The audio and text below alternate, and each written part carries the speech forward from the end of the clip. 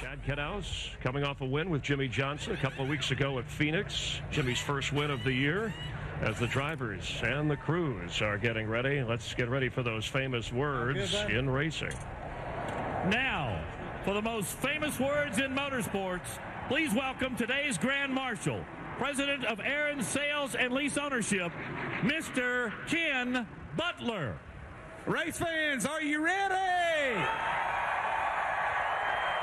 Today, you are the Aaron's lucky dog because you're the Grand Marshal for the Aaron's 499. I'm going to start it. I want you to finish it. Let's all stand up, and I want to clear your vocal cords, and let's get ready to go. 1, 2, 3, gentlemen!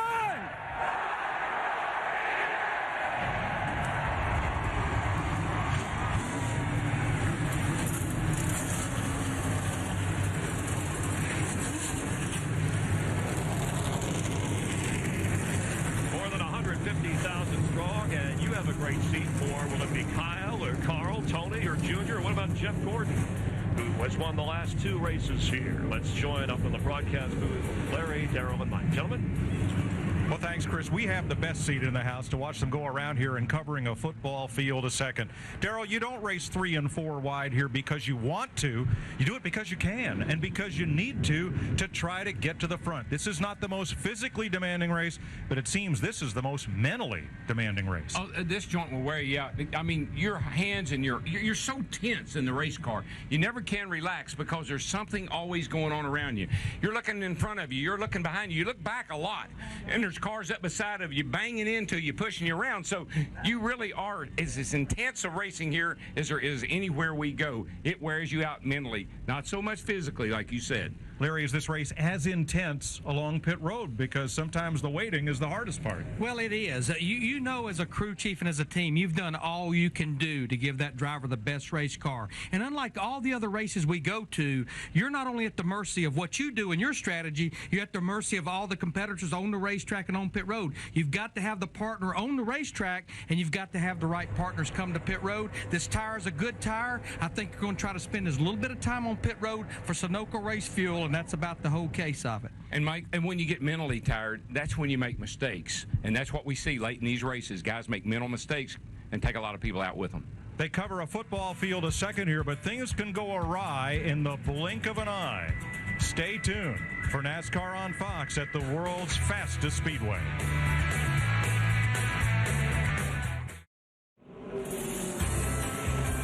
The field is rolling here in East Alabama. Thunderstorms to the north and south look like they're going to miss us this afternoon, so we're ready to race for 500 miles. Today's FedEx Racetracks question comes from James in Palestine, Texas.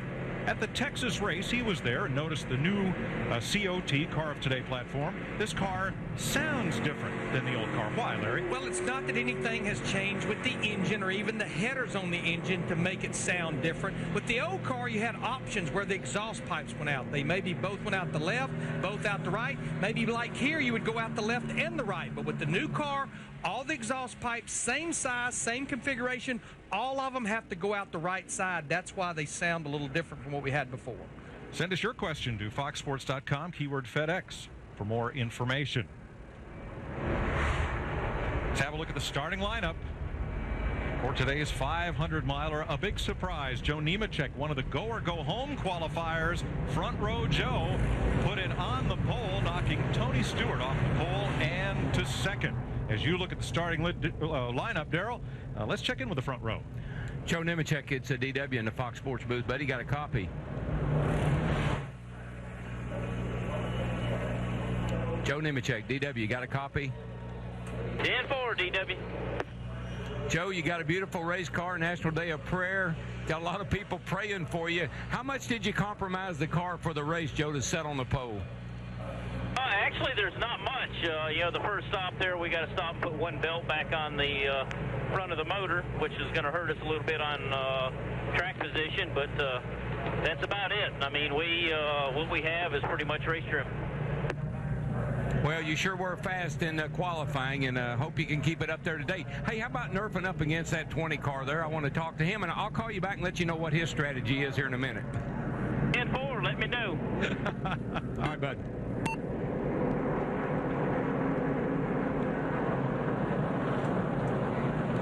Smoke, it's DW here. You got a copy, buddy?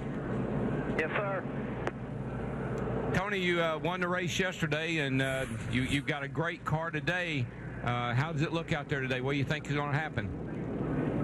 I'm hoping for the same thing. Obviously it's the best we've qualified here in a long time, and qualifying on the pole for yesterday's race and winning and leading the most laps was awesome. It's so hard to explain to everybody what it feels like to finally win a race at Talladega. So we're definitely on the highest of highs going into this race today, and the guys in the pits have been doing an awesome job in zipping the guys bringing this car here and making it as fast as it is. Hopefully we can keep it up front all day. Well, Tony, you think you'll be able to work with your teammate Kyle Busch or even Denny Hamlin, or you think it's going to be you and Dale Jr.? Have you thought much about who your partner's going to be today? Well, obviously a lot of it's dictated by just where you end up shuffling in and out of the groups here, but obviously we've all learned a lot from the Hendrick teams, and knowing that if you can get your teammates with you, it's a big help. So Dale Jr. and I have always worked good together, and if we get together, I'm sure we'll do the same. But I've still got two teammates that work in the same camp as I do for Joe Gibbs Racing, that I know all three of us are anxious to get working together again. And it seems like when the three of us get these Toyotas together, we get going real fast. All right, buddy. Well, good luck. Put it in victory circle today and try to stay out of trouble, man. We're pulling for you. We'll try to do that. I appreciate it, guys. Make it a great race day with a perfect balance of flavor and refreshment. Turn left. Enjoy Budweiser, Great American Lager. Getting ready to race at Talladega. Let's do our race keys here. I always give you 3 keys that I think it takes to finish good here and get to victory lane. Oh, by the way, capital big, avoid the big one. You heard Tony Stewart talk about it. Pick the right partner. Chris Myers mentioned in the pre-race about the guy that has led the white flag lap has not won that many times. It's because he didn't have the right partner to come back to the checkered flag. And you know what? Based on the Nationwide Series race yesterday, I think we better look at it again. Avoid the big one. This crash right here, there were cars in the top 5 that were involved, and there were cars that were outside the top 30. There's nowhere to hide when that big one breaks out. One of 2 big wrecks yesterday. That one, Kevin LePage leaving the pits, came up the racetrack before he was fully up to speed and right in front of the lead pack 15 cars involved. The other one, Dario Franchitti, spun to the bottom of the apron and got hit by a car that was 8 seconds behind him entering the corner. Unforgivable. All right, let's get late word from pit road as we get ready to race. Steve Burns. Mike, thank you. Kyle Busch has been red hot in all 3 of NASCAR's premier series, including the Sprint Cup level. But in 6 starts here at Talladega, he has 5 finishes of 32nd or worse. His crew chief, Steve Addington, sat him down this week and said, Kyle, pick your battles. You've got to be here at the end of 188 laps. Matt. Steve, when you look at Ryan Newman's racing resume, the one Achilles heel, the restrictor plate races. But after an 81-race winless streak, he took home the Great American Race at Daytona 500 back in February. Roy McCauley, using the same analogy and same strategy, used the first 90% of the race, more like going to school, gaining knowledge. And then the final 10%, that's when you take the test to see if you really learned what you needed to go to victory lane. It would be the first win here for Newman, and it would be the captain, Roger Penske's 299th all-time win as a racing car owner. To Chris Devoda. The sponsor on the number 40 this week, the Tums Quick Pack. And as we've talked about, these guys had to make a quick driver change. Stremme in for the injured Dario Franchitti. Now, Dario is here at the track. He plans on watching the race from his motor coach. He's on crutches with a soft cast. He's going to get re-evaluated this week up in Indianapolis with Dr. Trammell. Chip Ganassi, the boss, he is in Kansas for the IRL race. David Stremme, he's not a newcomer to this team. This was his old team, his old crew chief, Stephen Lane, from last year, and he finished second in yesterday's nationwide race. Dick. Joe Nemechek had to turn a fast lap or he would not have qualified for this race. He was not a guaranteed starter. To turn that lap, he ran it without an alternator belt. So on the very first stop, while everybody else is changing tires, there will be 3 mechanics under the hood of Nemechek's car because he can't run the whole race without it. Thanks, Dick. If you look at the front 4 cars, 78 Nemechek, 70 Kenny Strader, and the 84 of A.J. Allmendinger were all go-or-go-home qualifiers, having all three of them so close to the front of the field. Darrell, what are the thoughts of the drivers who were locked into the show and have the race package underneath, starting right behind them? I think those guys may consider dropping back because they do have work to do once they have a caution flag. They don't want to be that caution flag, and when they're up in the front like that, they could be in harm's way. And just to put a period on it, the reason all this is an issue, this is an impound race. You basically had to race what you qualified. NASCAR impounded the cars. You couldn't work on them after you came off the track from qualifying. 188 laps of holding your breath. I'm as nervous right now as I am all year long for any race we go to. Tense, man. These cars, they've not been out there drafting since on Friday. Start-finish line is way down toward turn 1, not in the middle of the tri-oval as it is at the sister track, Daytona. Well, DW, if you're ever going to listen to what I'm telling you, we're going to be 4 wide, we're going to be 5 wide. Reach up there and pull those belts tight one more time. And boogity, boogity, boogity. Let's go racing, boys.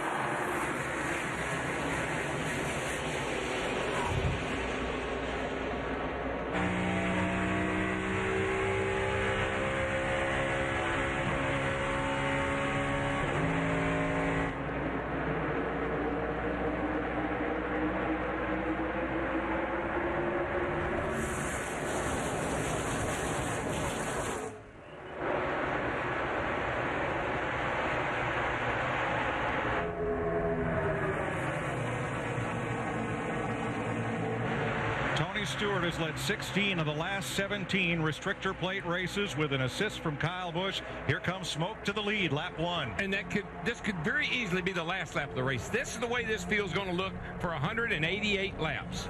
Joe Nemechek, our pole sitter, he slid up right behind Kyle Busch in the 18, but now Denny Hamlin has cars lined up going to the inside.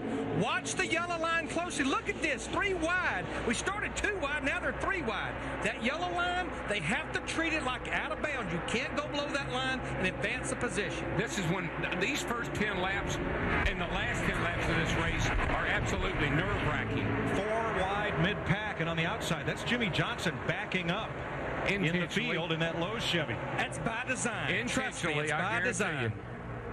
They're going to just hang out at the back, kind of let this thing wind down, and then I'm sure they will show up before this thing's over. And this package, this car, this restrictor plate package, this engine, you can fall to the back and not worry about it. You got a lot of throttle response, and they will draft back up pretty easily. Tires get on my nerves. Well, it's 2 laps into the race and 3 laps now, and it's already getting on his nerves. He's got a problem. He's got a long way to go. He got a real problem. Well, there we see those 3 Gibbs Toyotas lined up, but how about David Reagan in that 6 car, by far the top qualifying Ford, sitting right up there tucked behind them. John Wood, 3rd generation of the Wood brothers, 2 laps, and his number 21's gone to the garage. And just remember, Mike, that was a car that had to qualify on time. Outside the top 35, you wonder how much they pushed the envelope to get that Ford in. And I'm sure they did a lot of things because he qualified well, and that's the chance you take. But he had to get in the race. That's the gamble. Single file for the front 10, double file the next 10, and then it's a triple wide from there on back. That's the way they race here at Talladega. Racing at Talladega is like if you go to New York Broadway and go to a play. You have the opening act where everything all just people come out on the stage, and then they get to know who the players are. And then you have the middle of the race here where they set the plot. And then you have the final, the grand finale. That's the way this is. Does the mere mention of this track incite fear or anticipation among the drivers? We asked them. You know, the word association game, one word, Talladega, fast. Yeah, that's cool. To me, it's patience. Nerve-wracking. Restrictor plate racing. Intense. Yeah, I really like that one. Excitement. You got to have patience for the majority of the race, and then when it comes time, then you got to do what you got to do. Wild would be my word. Crazy. Scary. That's exactly what it is at times. Wild. I always think when I come to Talladega, you have a 50-50 shot of finishing. It's amazing we don't crash more than we do because you're driving looking up the whole time. I look at this race as anybody can win this race. Joe Gibbs has spent his whole life diagramming plays on the football field. His team has diagrammed one for the opening laps of this race. There are Gibbs' 3 Toyotas running 1, 2, 3 single file, Stewart, Busch, and Hamlin. There's another word. I don't know if I heard anybody use it or not. Respect. You have got to respect the other guy, and you got to give and take when you're running this close together. Looks like we had a car off the pace back there coming to pit road. It's the Reed Sorensen 41 car. A lot of smoke coming out of the front wheel wells. Blue motor, guys. Wow. Well, Larry, I got to tell you guys, you know, I had my my NASCAR on Fox car out yesterday morning. These engines are working, man. I mean, these things are turning over 8,000 RPM around this joint, and that's unusual, or that's high RPM for a restrictor plate track. Now, what's happened to Kyle Busch? He got off the bottom of the racetrack up to the outside lane and dropped back. He dropped like a rock 10 positions. I bet he won't drop for long. He'll work his way back up there. He's already got a little group assembled behind him, Elliott Sadler and Brian Vickers. He'll be back up there. That makes you think that maybe the car got a little loose with him or something happened. He had to get up out of the throttle. Daytona again.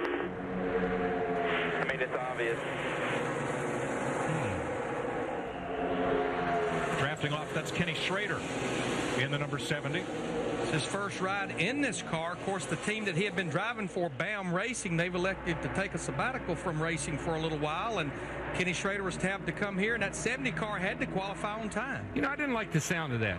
That was Kyle Busch talking to his crew chief saying, see what I was talking about, or it happened again like Daytona. There's some team chemistry there that I don't think he was very happy with. Yeah, it didn't sound like a problem with the car. No. He would have more properly described it. Something. We're going to see it. We're about to see it. Yeah, I didn't like that tone of his voice. Watch Denny Hamlin up and under Kyle Busch. This is through the tri-oval. Like I said, he may have gotten a little bit loose somewhere. Right, yeah. And a lot of times with the rear wheels up off the ground, she'll get loose. Now it's Hamlin going backwards as David Reagan is hooked on to race leader Tony Stewart. Here's Steve Burns in Kyle Busch's pit. Well, Mike, I know exactly what he's referring to. Back in the Daytona 500, Kyle took exception with his teammate Denny Hamlin at a couple points in that race and felt like his own teammate had hung him out to dry. You know, one thing I'm a little surprised at, we just saw Jeff Gordon, that 24 car. I was almost thinking, it's still early, that he would go with the same strategy as Jimmy Johnson in the 48 car, because right now Jimmy Johnson is back in 38th position. Jeff Gordon sitting up there just cracked the top 10. He was in a dilemma. He was right in the middle. He didn't know whether to go forward or backwards. He knows this is a place he can get out of that slump, too. That's right. And there's a lot less cars to dodge if you're 10th than if you're 40th or something. I don't know about that. NASCAR Sprint Cup Racing on Fox is sponsored by the auto parts experts at AutoZone. Get in the zone. AutoZone. By McDonald's. Score something good for breakfast. Try the new McSkillet Burrito only at McDonald's. By Chevy, the most wins in NASCAR history. That's an American revolution. And by Sprint, welcome to the 2008 NASCAR Sprint Cup Series. Speed is beautiful. Go to PepsiRacing.com. Get a free song download from Pepsi Stuff. See details on the website. Tony Stewart, your leader after 12 caution-free laps. He and his favorite dancing partner, not Elio Castroneves or Dale Jr., have almost found each other, but for that 6 car, that's David Reagan's Ford in the rocking chair between the dynamic drafting duo. I think Junior will at some moment here say, sir, you are in my way, and I need to get behind. That's what's kind of happening right there, right now. Yeah, you're dancing with my partner. Please get out of the way. 193 miles an hour, middle of the corner. This will give you an idea right here of what goes on here at a racetrack where they never lift off the throttle. If you see the miles per hour, very rarely changes, as well as the RPM, just a little bit. And you never see that hardly. The thing I like about this package that we have with this car and this engine is you can get out of the throttle and get back in it and have response. The old package that we had, you had to keep your foot on the brake and keep momentum up. And I'm telling you, if I were the 6 car, I might just consider letting that 88 by. Trouble is, Darrell, if he moves aside for the 88, will he get freight trained by that whole pack? Oh, yeah, he will. But that's better than having a guy beating on your back bumper. Digger, I believe I'd get back in my hole, too. We do need to mention that John Wood, the 21 car, they are back out on the racetrack 8 laps down, and I think I can say with confidence they spent 8 laps in the garage area undoing and redoing some things that got that race car in the show under the impound procedure. Still 2 distinct packs of cars as you look at John Wood. Single file at the front of the field, and that goes all the way back through Matt Kenseth in about 13th place. From there back, it's double wide. That is a big, snarling second pack. But right behind that snarling second pack is about 4 or 5 guys, 2 Hendrick cars. I'm not sure who else is back here. There they come right back here. That's Jimmy Johnson. He dropped back, picked up one of his teammates. I think Michael's back there.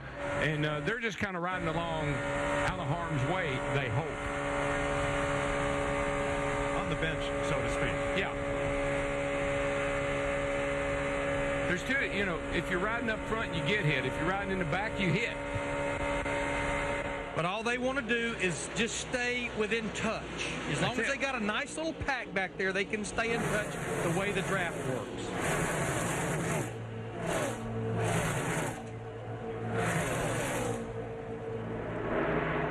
That pack worries me. There's a lot happening right there in that pack. But you see Kevin Harvick in that yellow 29 car, and he started back in the 39th position. He's moved up to 14th, trying to drag that pack up there to that lead pack. And Mike, that pack worries you, but what that pack is worried about, and Kevin Harvick knows it, is that other group is getting away, and they can't let that happen. So that's what this group here is trying to keep from happening, catch up with those other guys so they don't get away. Harvick and David Gilliland have gained the most spots. Harvick was getting a push from Jamie McMurray and Scott Riggs. They have broken away a little bit from the second pack, trying to run down the leaders. But, Tony Stewart setting a pace here. Average speed of this race so far, 191.5 miles an hour. Stewart's not waiting around for anybody. And quite honestly, I don't see a soul right now that could pull out and pass him. That car is fast, and look at the attitude of it, Larry. It's got that nose down. It's going to take it's going to take a couple of people to get around him. And if they go around him, it will have to be on the high side. He's going to hug the bottom of this racetrack. Stewart has now led 17 of the last 18 Talladega and Daytona restrictor plate races. I asked him, we were just kidding, I said, how come you run second 6 times? He said, because I had the second best car 6 times.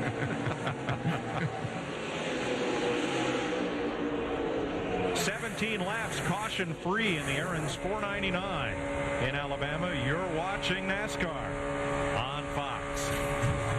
I'm leaving these guys in the smoke. Yeah, I got that part.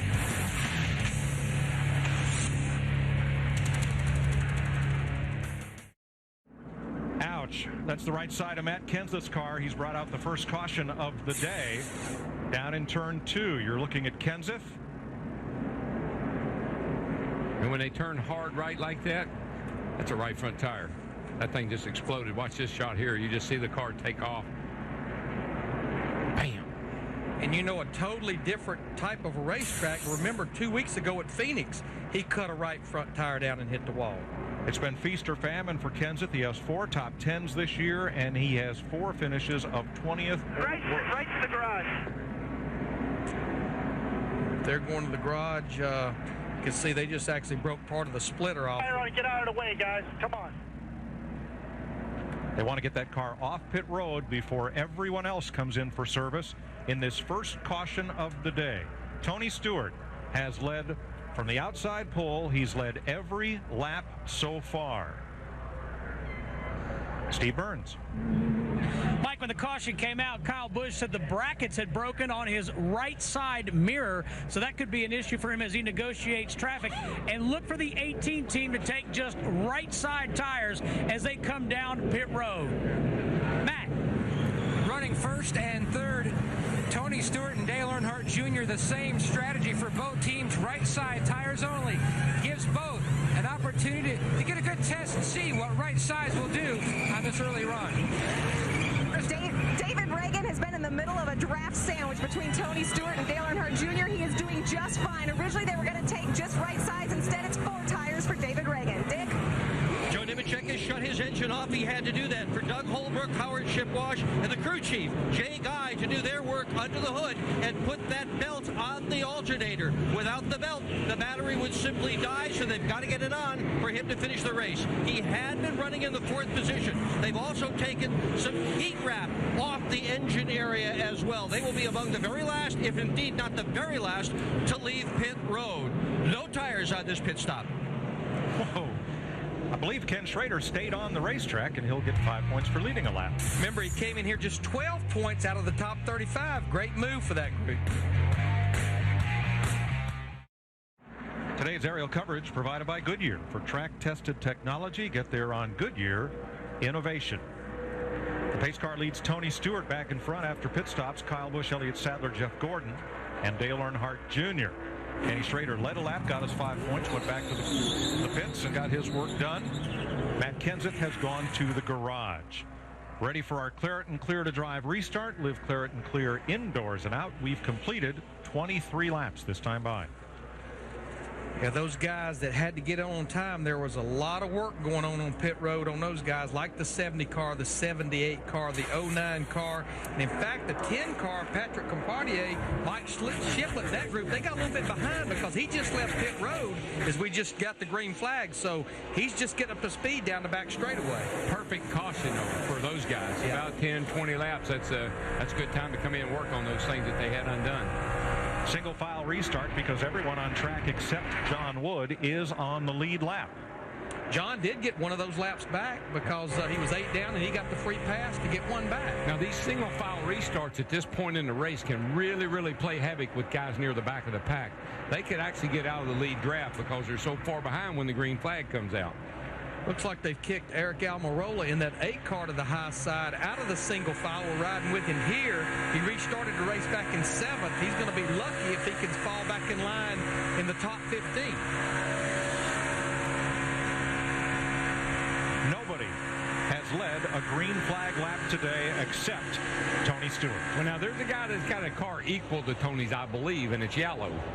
And so, there's a chance that Kyle Busch, if he elects to, could possibly get around the 20 car. They're pretty equal in speed, I think. Let's go to the garage and Steve. Matt Kenseth sits in his car. A lot of work going on in the front. Matt, can you guys get this thing fixed, and what put you back in here?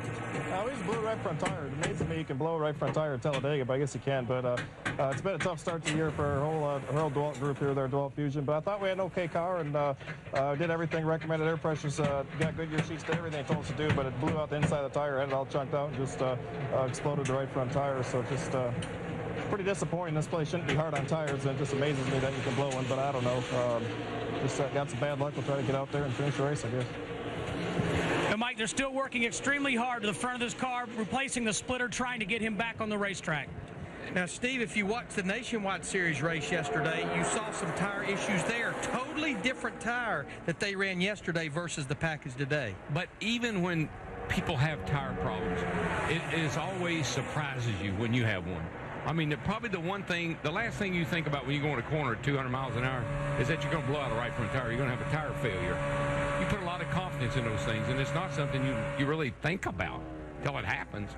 Well, we're accustomed to seeing teams occasionally have problems if they run too much camber or run below the recommended air pressure. But as Kenseth said, they were doing everything according to recommendations. So, yeah, I mean, this came as a surprise. Camber here is probably negative on the right front. Instead of being leaned in, it's probably leaning out a little bit. The only thing, this place is so smooth as we ride with Jimmy Johnson right now, sitting back in the 39th position. The place is so smooth. I think the teams have learned so much since we ran this car here in October. Probably a lot more aggressive with the setup than they were in October. Yeah, this car, even though it's still got some work to be done, I think we all agree on that, it has evolved a long way in a short period of time.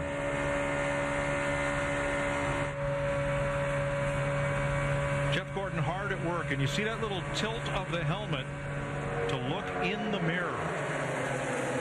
Well, when you drive here, you look behind you just probably more than you look in front of you. You drive defensively. a number of the drivers talked to Chris Devoda about their mirrors, and I was surprised how many talked about how they spend more time looking behind them than looking forward. I'd say that the speedways would be the only exception to what I normally do.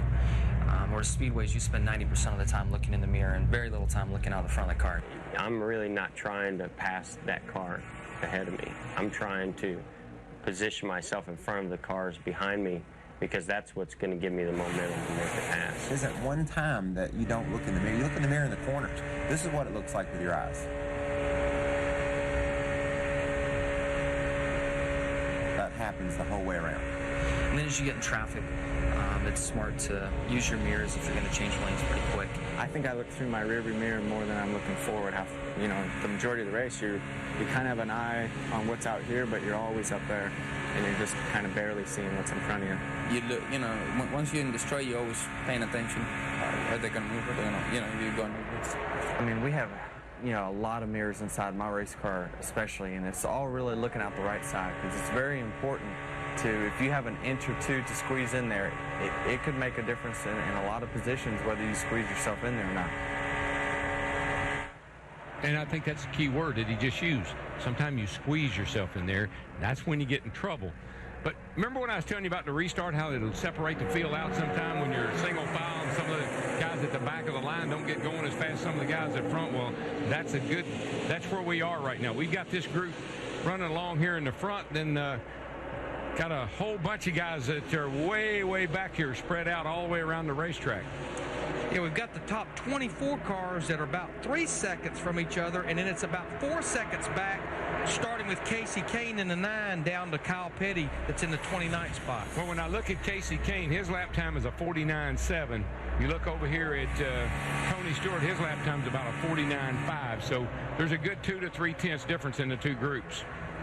This will help. One long freight train at the front of the field. Totally unlike what we'll see next Saturday night under the lights on the short track at Richmond, Virginia. One long freight train. You just saw that 7 car. He's had one long plane ride last night. Robbie Gordon had been over in Europe all week at the Dakar Rally. P.J. Jones had been practicing and qualifying the 7 car because of the driver swap. This car had to go all the way to the rear of the field. I'd watched him in that first run. He has made his way to the top 15. Right now, Robbie's running back to the 26th spot in the race car for the first time this weekend. A hard week for Robbie, but well rewarded. His 2 Hummers finished in the top 10 in the replacement for the Dakar African Rally. It was canceled back in January. Tony Stewart has led every green flag lap so far, but there's 158 to go here in Alabama.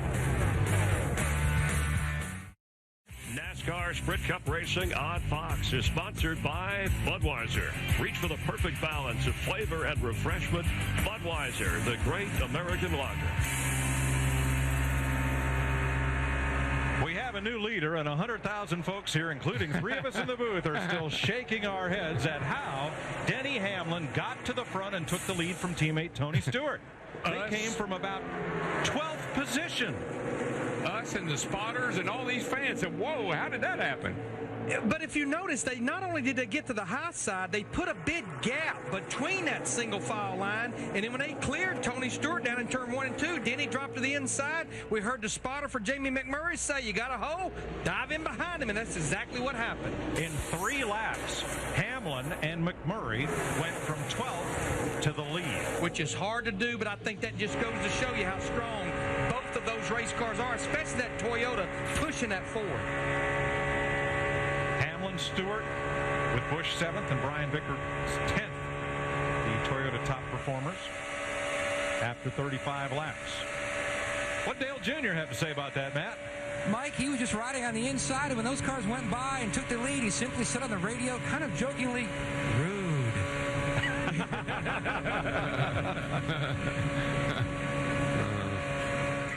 Well, that's one that you write down for later in the day.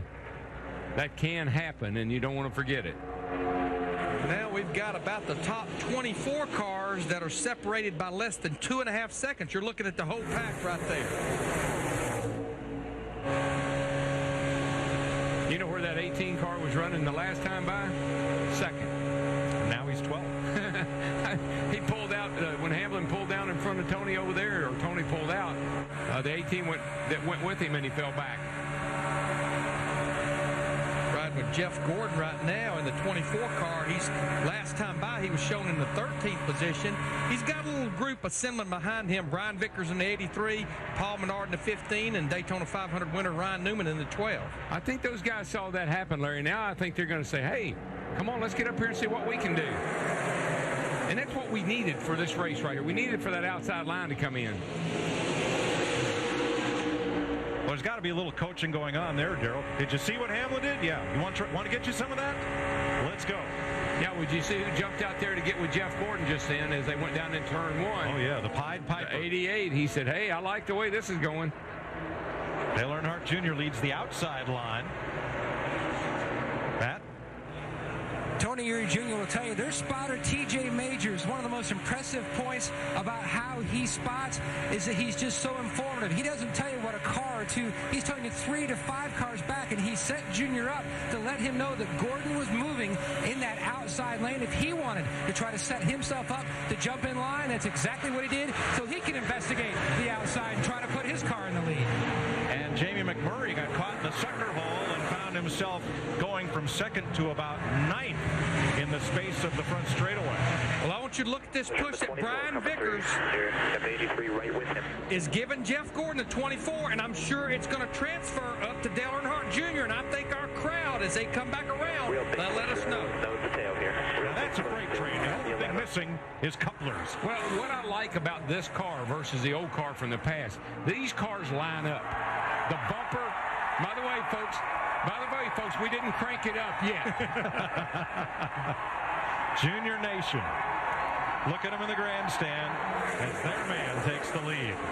But this car, the front of the new car and the back of this car line up so well that you can lean on each other and really give each other good drafts, good bump drafts. What I loved, and I never realized that Dale Earnhardt Jr. told us in the pre-race, I can see him waving, I can hear him cheering for me. And he leads for the first time today. Jeff Gordon with him. He has now led 14 of 15 starts here in Talladega.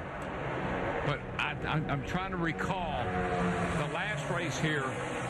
The bottom was the way to go. Everybody was running on the bottom, and all of a sudden everybody jumped to the top. Yeah, where he wants me to be. Talking about his teammate. Where does he want me to be? He wants the line to be. He want to be high, want to be low. And he's asking because for the first time here, Jeff Gordon is Dale Earnhardt Jr.'s teammate. Then he wants to lead a lap. Yeah, I will help you with that. That's a little easier said than done at this place. Little cat and mouse going on right now. I think guys are trying to determine, do I want to run high, do I want to run low? We've seen them kind of work both ways here in the last few laps, and now they're experimenting a little bit. And most of them have decided I want to big push for 24 here, Simon. I want to run with Junior or I want to run with Tony. How about Vickers down on the inside? He's won a race here. Yeah, he's got Vickers, and then there was 11 and the 20 right behind him, so those Toyotas on the bottom. And that's going to be why that inside line's what's going to make it hard for Dale Earnhardt Jr. to let Jeff Gordon lead a lap now. You saw Junior's onboard camera kicking up a bit of dust as he went way high coming into the tri-oval. Will help sometime still. It's just amazing how how it goes from the bottom, everybody hanging around the bottom, Tony Stewart. All of a sudden, somebody tries the outside, they make it work, and the next thing you know, here we got a line around the top. Tony Stewart. He'll run wherever you want to run. He just don't like that 15 behind him, June Bug, so he might have to do something. Junebug is Dale Jr. Next run he gets down the goal. He wants to lead lap. You got to get a real strong one sometime. Just go. I'm trying to get the second spot. Talking about Jeff Gordon trying to get by. Tony Stewart led the first 20 laps of this race. Caution came out when Matt Kenseth cut a tire and hit the wall in turn 2. Ken Schrader led a lap under caution. Denny Hamlin got to the front, and now Dale Earnhardt Jr., to the delight of the crowd, is pulling this pack around Talladega. But the good thing, 99's on pit road, Larry, but Oh, you're positive it's on the right side, right? Positive. Thinks he's got a tire down. Dick Berggren. He's got a vibration, and he does think it's the right front. doesn't look like it's down really, Daryl. I don't know. I think it might be torn up. I think that's, or at least that would be my thought. Well, this will knock Edwards off the lead lap. Oh, he stalled the car, but he got it going. And the thing about it, he's going to get back out on the racetrack before the pack gets there, but he's going to be running about 2 to 3 seconds slower than that group, so he will go a lap down in that 99. Vegas, they have a problem in the pits. Carl does. He gets behind. Last week, 2 weeks ago at Phoenix, they have a problem in the pits. He gets behind. And here today, if that's not a torn-up tire and it's a loose wheel, that could be a problem. There's looking at the tire, and it's some issues. I think it's worn, yeah. On the it's at the inner edge. That's the inside. Right. And that is a sign, I think, from the fact, even though maybe they don't have a lot of camber, they're traveling it so far that it gets on that inside edge. Now, something interesting in this pack. Look on the inside lane. Tony Stewart and Denny Hamlin, the 20 and the 11, they have drifted back to where their teammate Kyle Busch in the 18 is running at the back of this pack. Steve, what's up with Kyle? Mike, I'm not sure, and I don't know that Kyle knows either. He just said this is a bad sign. We're just barely hanging on. And crew chief Steve Addington said, can you pull up? And he said, no, I can't. Wow. This was expected today, based on practice and qualifying, to be a battle between the Gibbs Toyotas and the Hendrick Chevrolets. Long way to go. 144 laps remain as Dale Earnhardt Jr. has now led 6 laps. He's out in front of teammate Jeff Gordon and Paul Menard.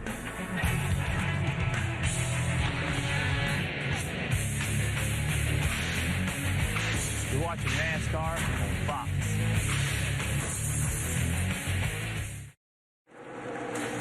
Well, a minute ago we were talking about Denny Hamlin drifting to the back of the lead pack. Never mind, there he goes for the lead against Brian Vickers. Meanwhile, Jeff Burton, with some help from David Reagan in the 6, got all the way up to the front of the pack, and Burton, the point leader coming in here, led that lap. And remember, Jeff Burton actually had to start this race at the rear of the field because of an impound procedure. They had a wiring problem as he goes to the high side. This right here has been going on for about the last 2 laps. There's a lot of blocking going on out there right now. And I tell you, that 11 car Hamlin, he drafts so tightly on the car that he is in front of him. I think he has to get out every now and then and get some air to the radiator. Is he drafting on it, or is he chewing on the back? Well, I think he's nibbling on it, that's for sure. But I think every now and then he has to get out and get some air. Jeff Gordon wants to lead a lap. That's worth 5 Sprint Cup points. He's just been unable to break free of traffic to do so. Now he's coming up the outside, and he's got David Reagan, and Reagan's got the fastest Ford here right now. There's no question, since basically the track opened for practice on Friday. Krista? David Reagan has been very good. You know, before we were talking about how he was sandwiched between Stewart and Junior. Now he's riding in the middle of Jeff Gordon and Kevin Harvick. He is surrounded by experience, but what a difference the confidence that this young man has. He knows he can run with the likes of those guys, and that is exactly what he's doing as Junior continues to lead. I tell you what, though, it's early, but I want to give a call to some guys that we don't see at the front a lot. Look at Paul Menard up there in that 15 car. He's got a fast car. And how about that 77 car of Sam Hornish? His best run of the year was back at the Daytona 500. Well, there's his teammate out there, Ryan Newman, in the 12. Kevin Harvick's trying to push him to the lead, and he just may do it. Menard wants the lead, but here comes Newman. Newman with Harvick, the Daytona 500 winners of the last 2 years in a row, are trying to work the outside to the front. Menard is in the excuse me lane. Yeah, right in the middle. But, you know, when I look up there and I see Ryan Newman in the 12th car, and I look to the inside, I see Juan Pablo Montoya in the 42. Both of them driving Dodges. Go back to the Daytona 500. Not a lot of single car speed in qualifying, but it's like they draft good, they race good. Now Junior up against the back bumper of his former teammate at DEI, Paul Menard. Gotta love from Jeff Gordon. Gotta love this car. The old car, you could not do that. The old car, you jack the guy up in front of you and you've been in trouble. This car, you can lay into the guy in front of you. And again, this engine package has such great throttle response that you don't. are clear by 5 car lengths right now, whatever you want. You don't have to slam the guy. You can just get up against him and push. Eric Almirola has bounced off the wall down in turn 2. He goes to the apron as the field goes by. Just remember, this was Dale Earnhardt Jr.'s teammate last year, Paul Menard, in that 15 car. That's a DEI car. It's his teammate this year right now. Yes, it is. No caution for Almirola. Here's a look at what happened to the 8 from the Army onboard camera.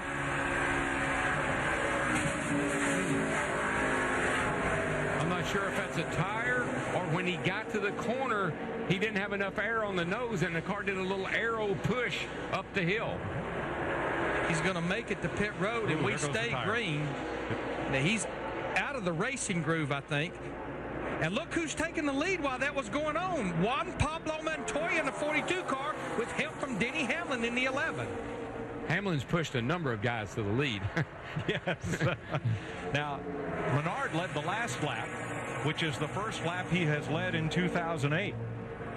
And now here comes Montoya trying to do the same thing. And Montoya is working with the new crew chief this week because Chip Ganassi made the crew chief swap.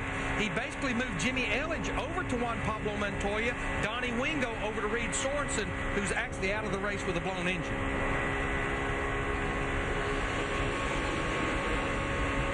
Jeff, this Car of Today package has proven to be very racy in these first 26 laps.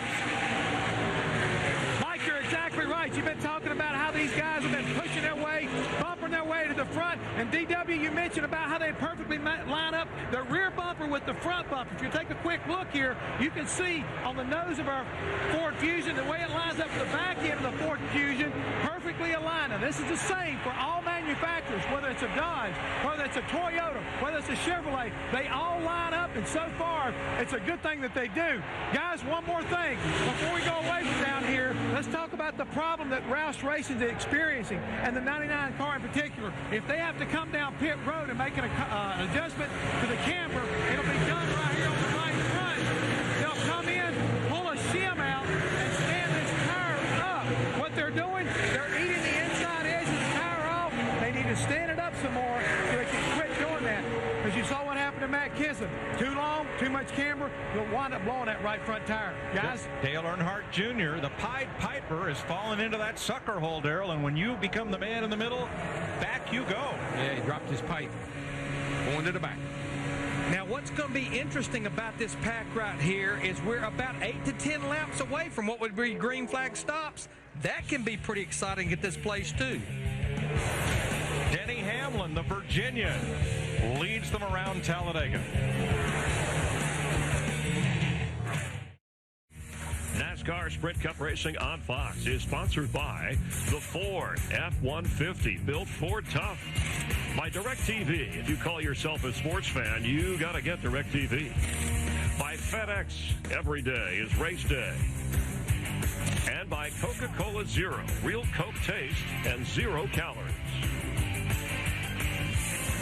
You've got a NASCAR question, we've got answers. Go to Ask the Pros, built by the Home Depot on FoxSports.com. The list is growing. DW, Larry Mack, Jeff, Tony Stewart, and Greg Zipadelli are there to answer your question at FoxSports.com/AskThePros. Since we left you, Ryan Newman has led a lap. Kevin Harvick has led a lap.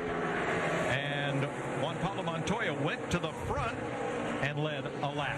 Now it's Hamlin back in front. And you know what worries me? You get comfortable with this drafting thing, this bump drafting thing, pushing, and the further into the race we go, the more aggressive you get.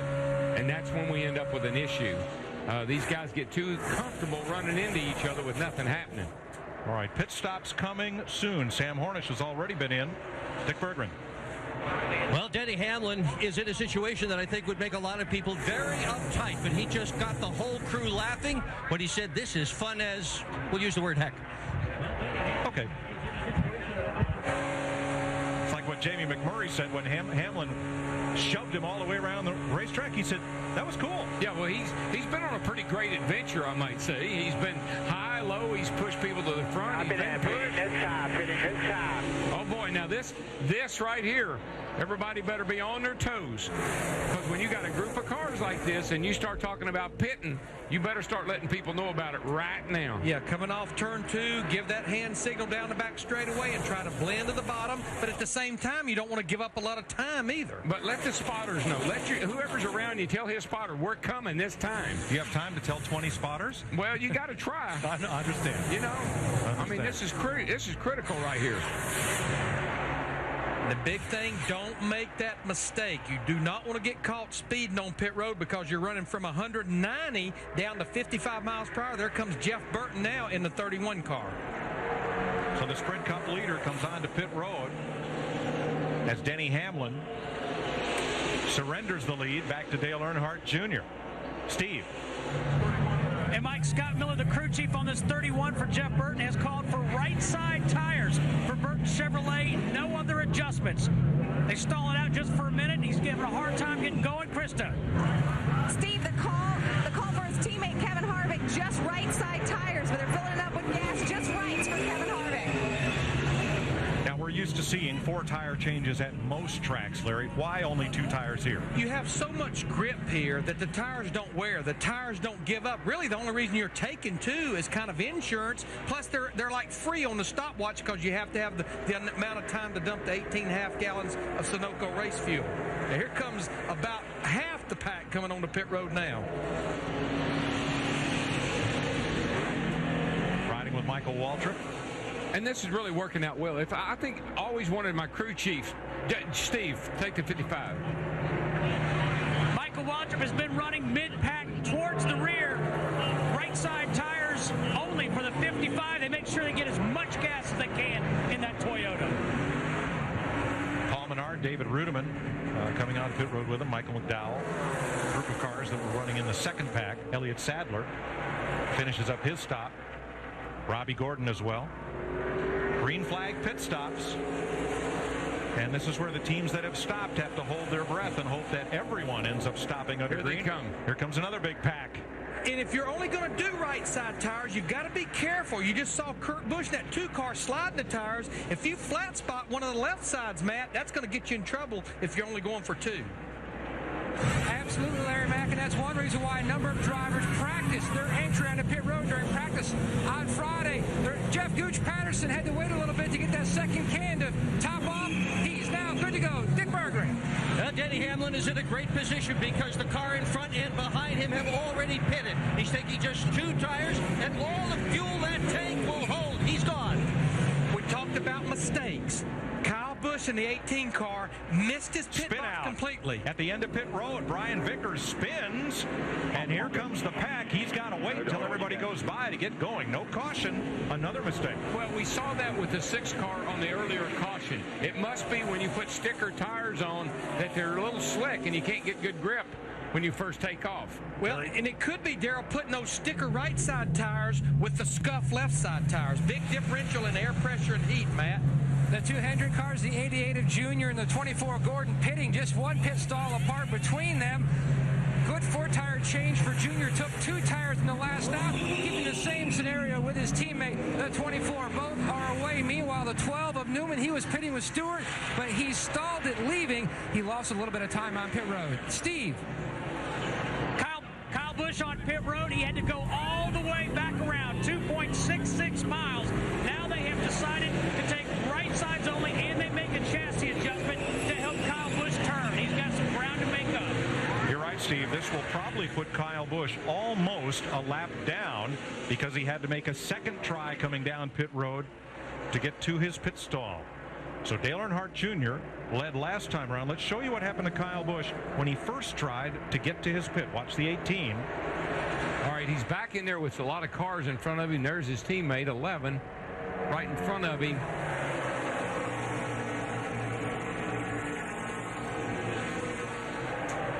And just missed the pit location. Yeah, he didn't get forced out. He had already missed it because he's pitting way down at the other end of pit road at the first opening. Wow, he really messed up. He was scored as 32nd the last time by, still on the lead lap. But most importantly, nobody to draft with.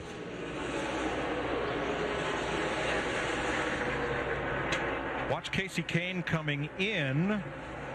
They get set to service him, and whoa, Some of Jeff Burton's crew has to jump out of the way. Wow.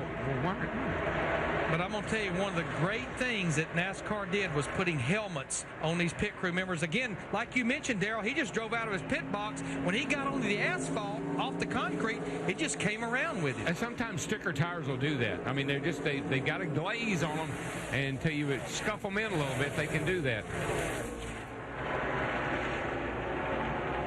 Tony Stewart is back to the lead along with Denny Hamlin. Their teammate Kyle Busch not quite a full lap down after a pit road entry miscue.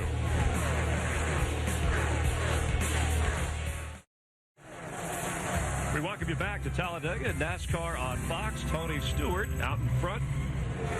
Time for an AT&T race break. Denny Hamlin right behind on a Toyota, and then it's a couple of Chevys on lap 69 of just over 118 from the Hollywood Hotel. Along with Jeff Hammond, Chris Myers, and let's take a look at the 18.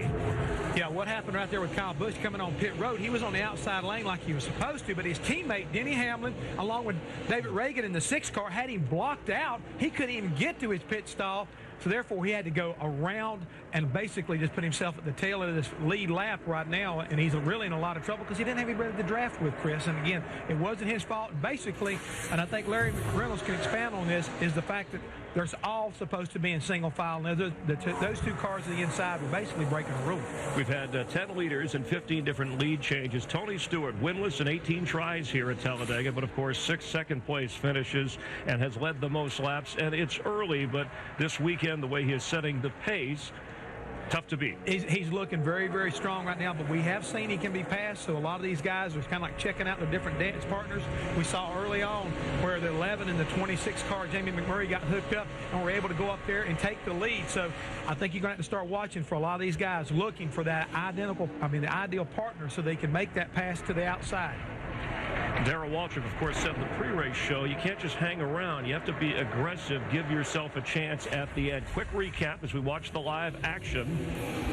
And Tony Stewart got out to the early lead and dominated through the first portion. And then that right front tire you talked about, Matt Kenseth, some problems there for Roush Fenway. Too much camber on that car, but here we go again. That's what we're talking about. Jamie McMurray and Denny Hamlin get hooked up. They drive all the way past the 20 car of Tony Stewart, take the lead, and then all of a sudden Denny Hamlin dives to the inside and takes the lead away from Jamie McMurray. And so Hendrick teammates, you see that, that Darrell Waltrip wrote, instead of a sea of red, an ocean of green and white, as Junior and Jeff Gordon work a little bit of magic. Same kind of thing, pushing Junior to the front and in the lead. You've got to have a good dance partner. That's the main thing right now, Chris. You've got to have somebody that can run with you and help to complement your car.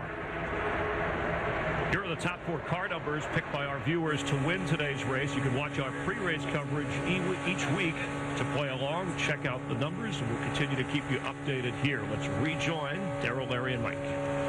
Thanks, Chris. Tony Stewart has now led 40 of the 72 laps that we've run so far here at Talladega. 10 different drivers have had a chance at the lead. Half of them have only led 1 lap. And I'm, if I'm out there on the racetrack right now, I'm sitting back in there somewhere saying, does anybody feel like we ought to try the outside? Yeah. Would anybody like to go the outside with me? Because we can ride around like this all day, single file like this. Now, Jimmy Johnson right now in the 48 car. Of course, he's still on the lead lap. He's been hanging out at the back for the most part of the race, but now, Krista, he is up in the top 10, up in the 6th position. That's right, Larry Mack. He actually got a little bit out of sequence at the start. They tried to lead a lap. Ken Schrader stayed out also, so he led the lap instead. But they have been drafting with their teammate Casey Mears. When they both came in on that last stop, both took 2 tires. Jimmy Johnson just came on the radio and said, Chad, I feel like I'm putting a little bit too much steering wheel into it. I may need to back off on that. Well, and we're almost down to the point this is a 2-stop race. I think a lot of the guys that went with 2 tires the last time on the right side, next stop, they'll do left sides, and then on the final stop, do right side. So you can kind of understand their strategy. They've kind of settled down here, and we talked about Paul Menard, the 15 car, sitting up there in the 3rd spot. You've got his teammate, Martin Truex Jr., that started 33rd behind him. But how about the car right behind Martin Truex Jr.? Travis Kvapil in that 28 car. It's so good to see that car sitting up there in 5th. It has Northern Tool and Equipment, a sponsor for the first time this year. Good to see that car there, not only not solid white, but running up in the top 5. And my brother back there right behind the 48 car in the 55, he's sitting up there in pretty good shape in 7th place. And I tell you, I'd take my brother anytime at Daytona and Talladega. Well, Davey Allison got his first win here at Talladega, driving the 28 car for the 8s. I'd like to see a 28 car back in victory lane. Wouldn't hurt my feelings. 75 laps complete. Tony Stewart leading. You're watching NASCAR on Fox. Ooh, the plot thickens. Stay tuned for more NASCAR on Fox. NASCAR Sprint Cup Racing on Fox is sponsored by HP. The computer is personal again. By the U.S. Air Force, defending America in a changing world. U.S. Air Force, above all. By Camping World, the official RV and outdoor retailer of NASCAR. And by Wendy's, it's way better than fast food. It's Wendy's.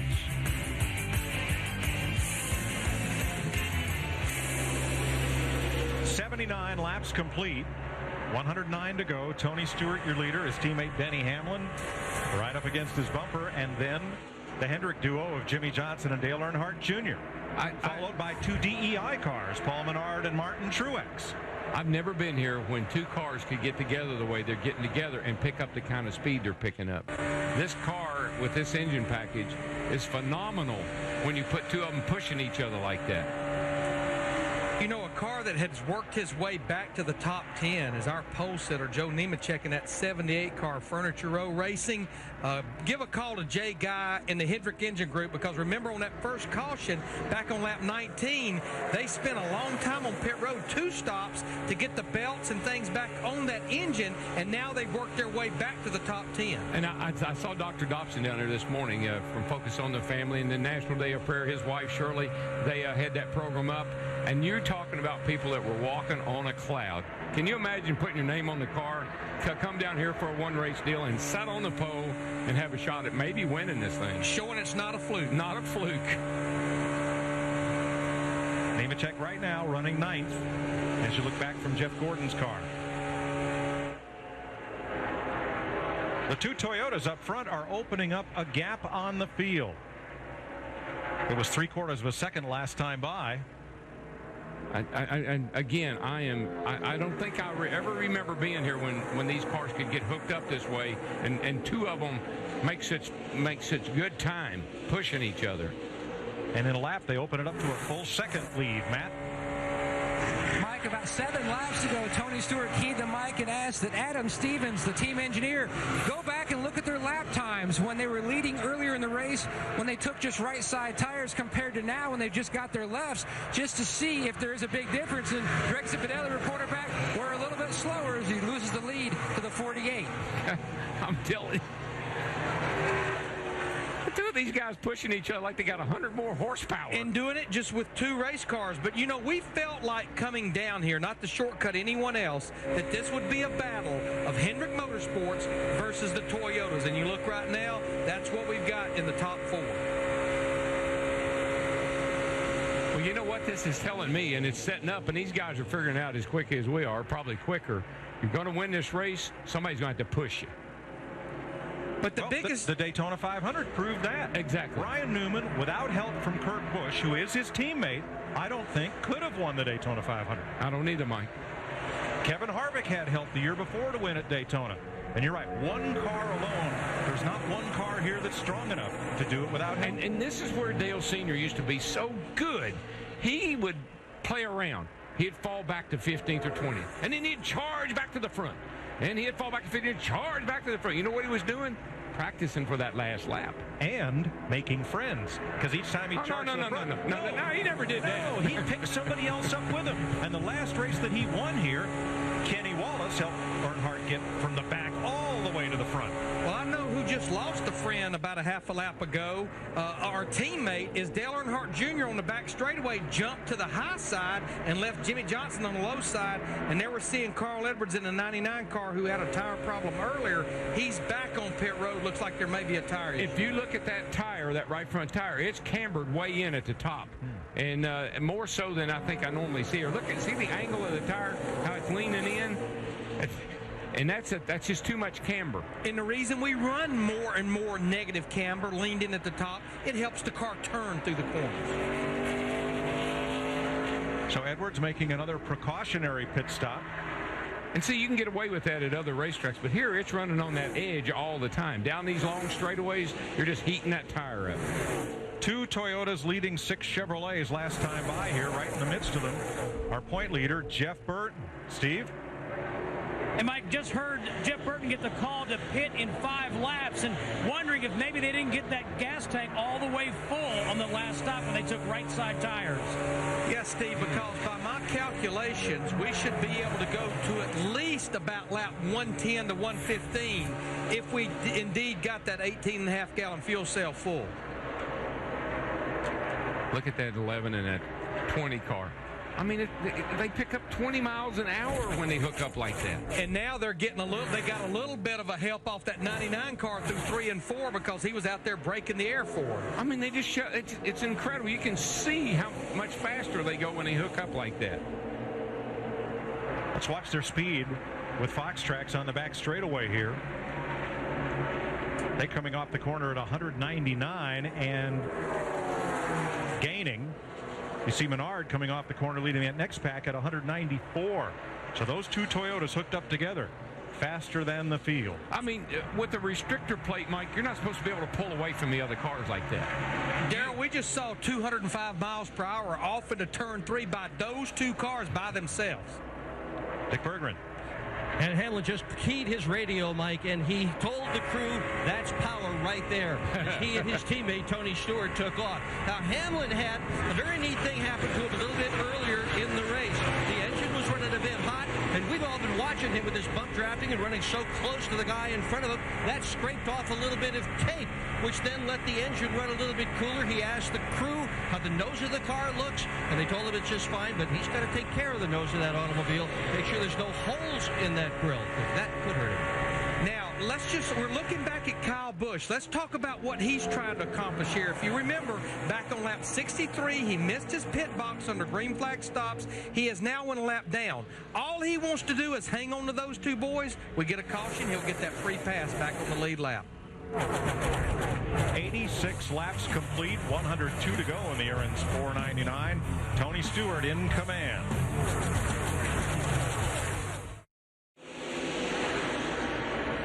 Dale Earnhardt Jr. back in front here at Talladega. You see the 31 of Jeff Burton, who has just made a pit stop. Chevrolet and Autism Speaks have joined forces this month to support Autism Awareness Month. Go to autismspeaks.org to help Chevy help autism. Click on the Help Chevy Help Autism link. Watch the video, and when you do, Chevrolet will make a donation to Autism Speaks, hoping to raise $1 million for this great cause. And Mike, I don't want to keep harping on this, but I really worry about how aggressive these guys are being with each other and how that can lead to big trouble here as we get nearer the end of the race. And I think what you mean by that, they're getting comfortable. They're just getting real comfortable with shoving and pushing and banging into each other. And, boy, one guy in the wrong spot when you do that, and we got a big mess on our hands.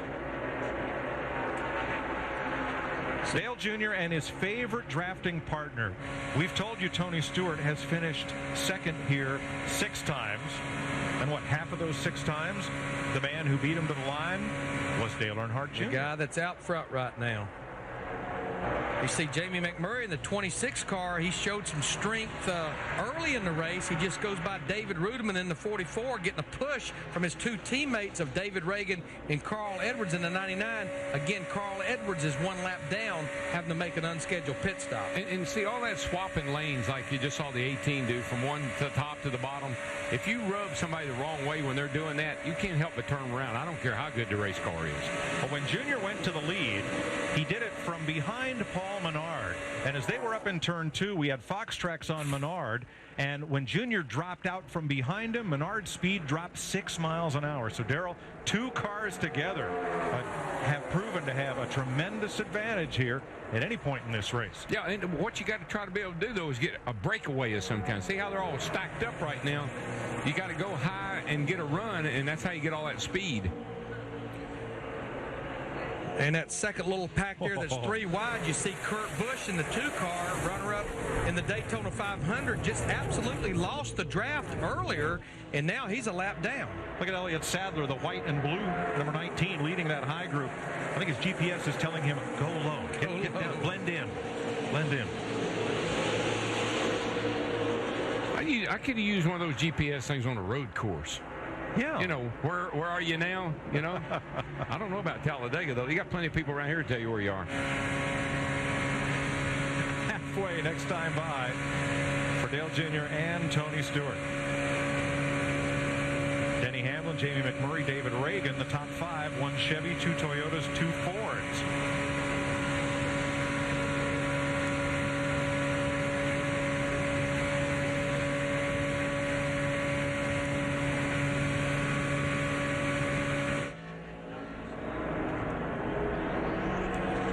This is how the field has looked much of the day. A breakout group of cars, single file, in this case 8 of them, and then a snarling pack behind, 2 and 3 wide. 94 laps complete. You're watching NASCAR on Fox. NASCAR Sprint Cup Racing on Fox. It's sponsored by Sprint. Welcome to the 2008 NASCAR Sprint Cup Series. Speed is beautiful. Dale Earnhardt Jr. remains a 1/10 of a second ahead of Tony Stewart, but it's Michael Waltrip who gave the field a big scare in the tri-oval and then almost wrecked Sam Hornish in turn 2. Look at the 55 high in the corner with a soft left rear tire down into Hornish. If he had not hit the 77, or ever how you want to look at it, he would have wrecked. But because that left rear tire is down, Michael was about to spin out, and the 77 straightened him up. Waltrip able to make stops and come back out without further incident. So we've had Jeff Burton and Clint Boyer, his teammate, that had to make early stops because they didn't get their tanks fuel back on the first green flag stop. And we just had Michael Waltrip pit on lap 97. But we're seeing some deals starting to be made because we're within about 8 to 10 laps of the guys having to make their second green flag stop of the day. In here, unlike other tracks, you want a group to come to pit road with because you want to leave with them to keep the draft speed up there.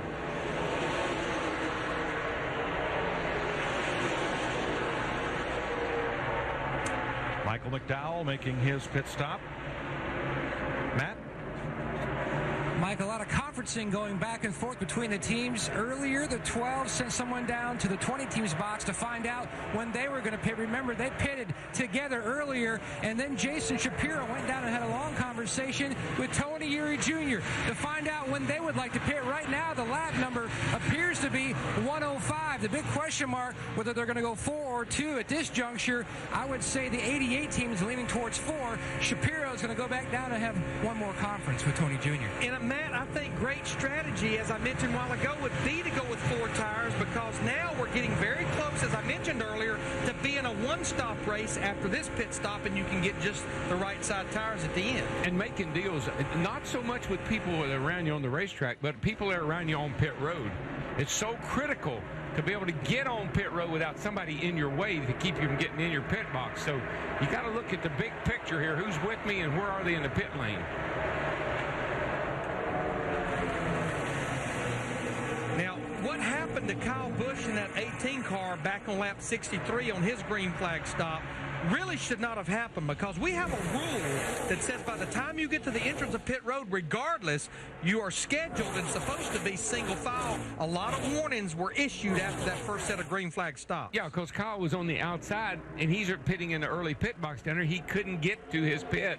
That's why he had to go through. It's another reason I always like a pit selection at the exiting end of pit road. It's not as near as congested when you get there. Particularly here, Larry, where you know you're going to come with other people.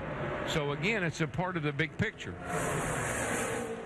And the reason Steve Addington pit that pit box, there's an opening there, but I still would rather be on down pit road where it kind of thins out a little bit. I'm with you. Probably about 4 laps away from pit stops. We've only had 1 caution flag today. for Matt Kenseth. Cutting a tire, getting into the wall up in turn number 2. All the rest of the stops have been under green. Digger's still hanging in there, and what also is hanging in there is we are now past the halfway point. We have 42 of our 43 cars still out on the racetrack.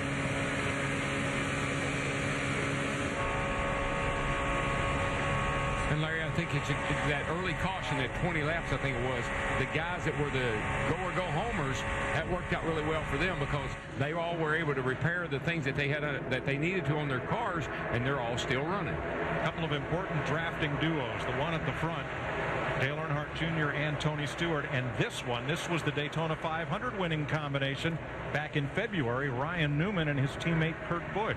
And as I mentioned a while ago, unfortunately, Kurt Busch, in that first long run, he lost the draft, so right now Kurt is back in 30th, 1 lap down. We actually have a lot of cars right here in this lead pack that are a lap down. Kyle Busch in the 18s. We're starting to see more green flag stops, as well as Michael Waltrip and Carl Edwards. Krista. The 29 of Kevin Harvick comes in. Kevin Harvick having a very good run. Remember, his teammates not being able to get the full fuel. Kevin Harvick coming in right now. As he said, his car is very good. They're saying 4 tires. That's the stop. Dick? Now Truex is in for his pit stop as well. It's going to be a 4-tire change for Truex, although we're hearing some of the teams around us suggesting that 2 tires might be the way to make this round of stops. Pole sitter Joe Nemechek in, Sterling Marlin in and out, so is Elliott Sadler, Jimmy Johnson, Kenny Schrader, Jeff Gordon pitting together. Greg Biffle is in, the American Red Cross car, and Paul Menard. And these are all scheduled stops, and based on the number of laps they ran that time from the last pit stop under green, most teams should be able to make it to the end with just 1 more pit stop. Biffle in front of David Stremme exiting his pit. Bobby Labonte alongside in the 43, and Casey Kane. Man, this race is flying by, guys. We're at 104 laps. Average speed 181 miles per hour so far, over 100 laps into it. Only 1 brief caution, that one for Matt Kenseth.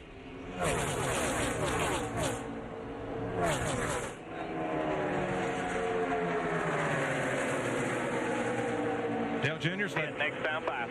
He's led 27 laps of this race. Tony Stewart has led 55 today. He led 81 laps in winning yesterday's nationwide race. One thing about Dale Jr.'s car, I think, Larry, you remember, as we think back to the times he's won here, his car gets better in this race. At this racetrack, more than any other, it gets better as it goes into the day. Look at him using that hand signal there, all the way down that back straightaway, letting them know we're going to pit road this time. Krista? The 42 of Juan Montoya, as he rolls off pit road, is right sides only. He's a little tight off the corner. Leaders rounding turn 4. All of the Gibbs cars are coming, the line here. along with Junior and Reagan, McMurray, and the 2 Penske cars. Well, you see that 18 car, Larry, he got to the inside that time. Nice and smooth right here. I tell you what, David Reagan in that 6, he did a lot of give and take, getting single file. Steve. Right sides only for Kyle Busch. They're going to get as much gas as they can. Let's go to Matt. Slight chassis adjustment for Stewart. Right sides only. Jeff Gooch Patterson top it off. The same for the 12. The 88 of Dale Jr. They went 4 tires. Going to stay together on pit road, Krista. It's right sides only for David Reagan. A little bit of a hiccup, a little bit of a slow stop, but only rights for the 6. Everybody gets away together, so that'll be a potent drafting pack when they get back up to speed. But I tell you, the one thing you flirt with when you go with right side tires only, Darrell, and I think it's what bit Jeff Burton and Clint Boyer earlier, is making sure that he does not leave until you get that thing full, because that's critical right now. See, one reason you can get by with just 2 tires now that the track has been resurfaced, the track used to be rough, and it would just use up your left side tires, and the car didn't handle good, and you had to get 4 tires. Now, the track is so smooth, you can put 2 tires on here and be in good shape. Dick Berggren. Well, think Denny Hamlin must have been listening to what Darrell Waltrip had to say just before that pit stop, which would be impossible, but he told the crew that this race is not going to be about tires, that the thing that's going to make the difference is the way various drivers handle the draft. It's all about the drivers. Hamlin, meanwhile, has a very unique and unusual problem. He has a vibration in the throttle pedal. It's causing his right foot to sort of fall asleep, and it's causing it to ache. Not much they can do about that except finish the race. And when you go these long greens like this, you just got that pedal, you got the throttle wide open all the time, and you're shoving that thing through the firewall, trust me. And your foot will get numb, and it will go to sleep. I've actually crossed over, put my right leg up under me, and used my left one to gas it, because I didn't need any brakes. Yeah, we're working towards 100 consecutive green flag laps here just shortly. 81 laps to go at the world's fastest speedway. You're watching NASCAR on Fox. NASCAR Sprint Cup Racing on Fox is sponsored by Toyota. Moving forward. Dale Earnhardt Jr. has taken Jamie McMurray to the front, and they lead this race at Talladega. Now, right in front of Jr. is Kyle Busch, who has worked up to be the last car on the lead lap. So he'd come all the way around should a caution occur. McMurray running in second, Ryan Newman third, and Newman is either getting help or a big shove from Denny Hamlin. You decide which. There's not a car out there that Levin hadn't shoved to the front. Now, I'm telling you, he'll push it. Look at him go up through there. And How look fast? at the differential in speed. Almost 10 miles an hour difference between those guys. Look at that. I don't know if... That's big steam. I don't know if this package was designed to be to work out this way or not, but it sure is fun to watch. Well, it's kind of a turn on the old Daytona Talladega slingshot. Yeah. One car could pull out and swoop to the outside and make the pass by himself. This is not all that different, Darrell, except it takes two. But what makes me think, I mean, they're stacking up over there in turn two. And look at the run McMurray gets to the high side of Newman. Wow. Amazing. But these cars get such a burst of speed, and it's got to be because they punch such a big hole in the air that when you get a run, man, you really get a run. But, you know, I heard Jeff Gordon say early in the week, with the old car, I absolutely want to be leading. With 5 laps to go, I'm not sure I want to be leading on the white flag lap with this car. How about Jamie McMurray? 3 laps ago, he was 4th. Last time by, he was 2nd. Where did he go? He's back to there. 6th or 7th. That's a lot of up and down in the elevator. Well, all I can tell you is, folks, you want to be sure and be here for the last 5 laps of this race, because that's what these guys are really practicing. Don't tune away now. Yeah, there'll be a lot happening between now and then. Plenty going to happen, but I'm just telling you, these guys are setting up right now, thinking about, what am I going to do? –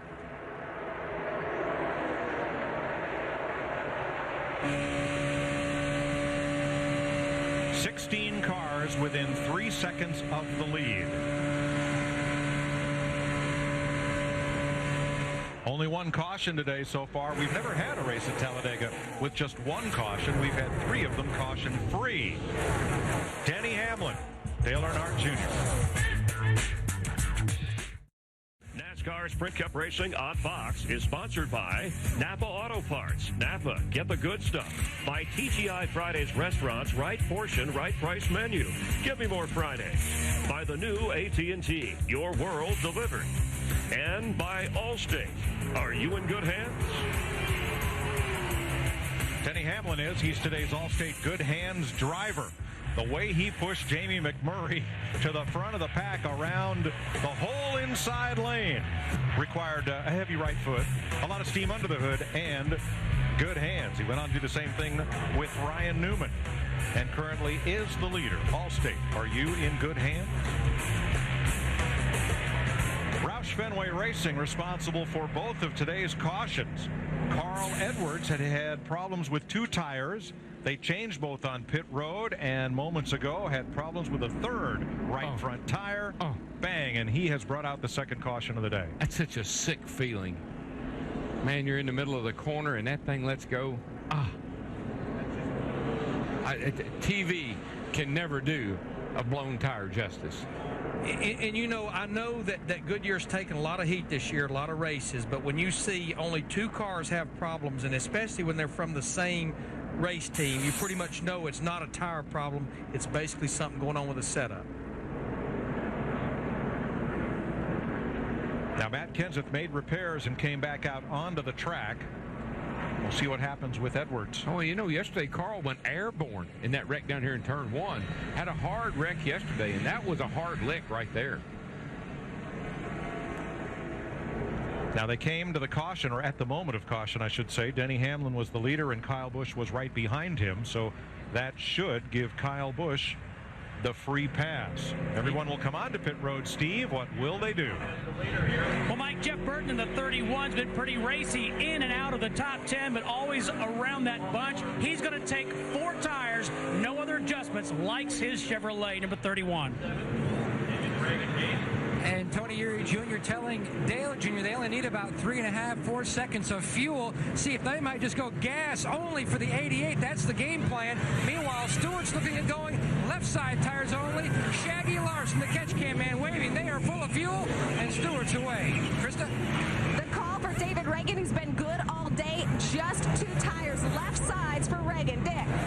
Another 2-tire stop for Denny Hamlin. He was told to go as soon as Chris Anderson dropped the jack. They expected a very short pit stop because they pitted for fuel on lap 106, so it didn't take a lot of gas. The reason you do left side tires, you can get more fuel in it. Got her jacked up over there. Dale Earnhardt Jr.'s gas and go puts him in the lead. NASCAR Sprint Cup Racing on Fox is sponsored by KFC Snacker. Big taste, small coin. Life tastes better with KFC. Both of these clubs embody a rich tradition. He's a good ball player, period. Big league play and an impressive play.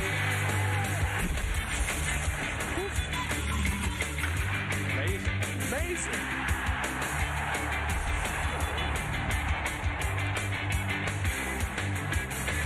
Cubs and Diamondbacks both off to a great start this season. A lot of great baseball on Fox next Saturday. Dale Earnhardt Jr. back in the lead. A gas-only pit stop got him off pit road first.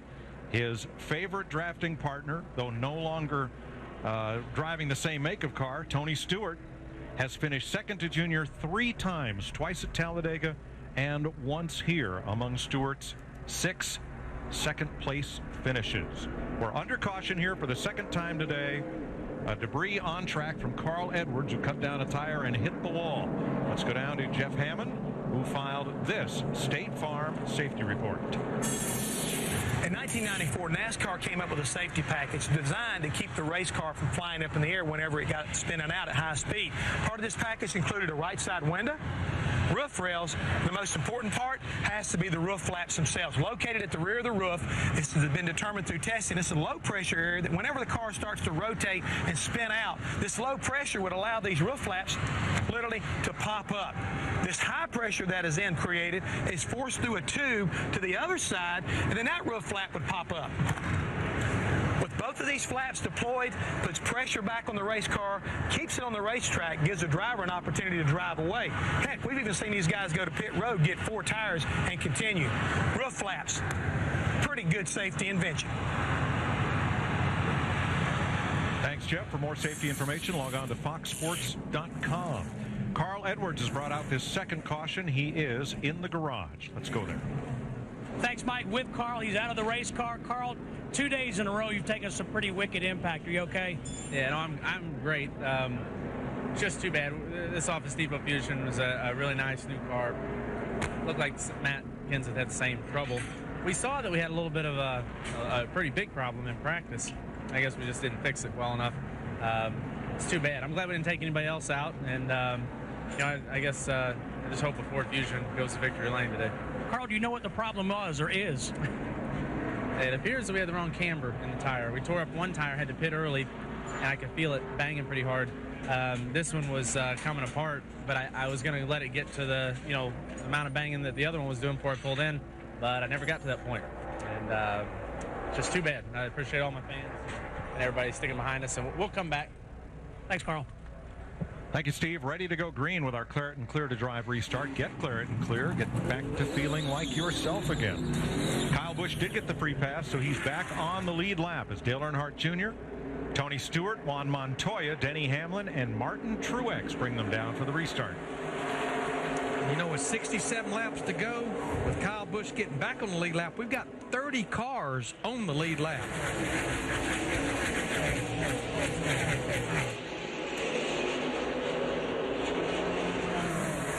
Busch restarts in 30th position.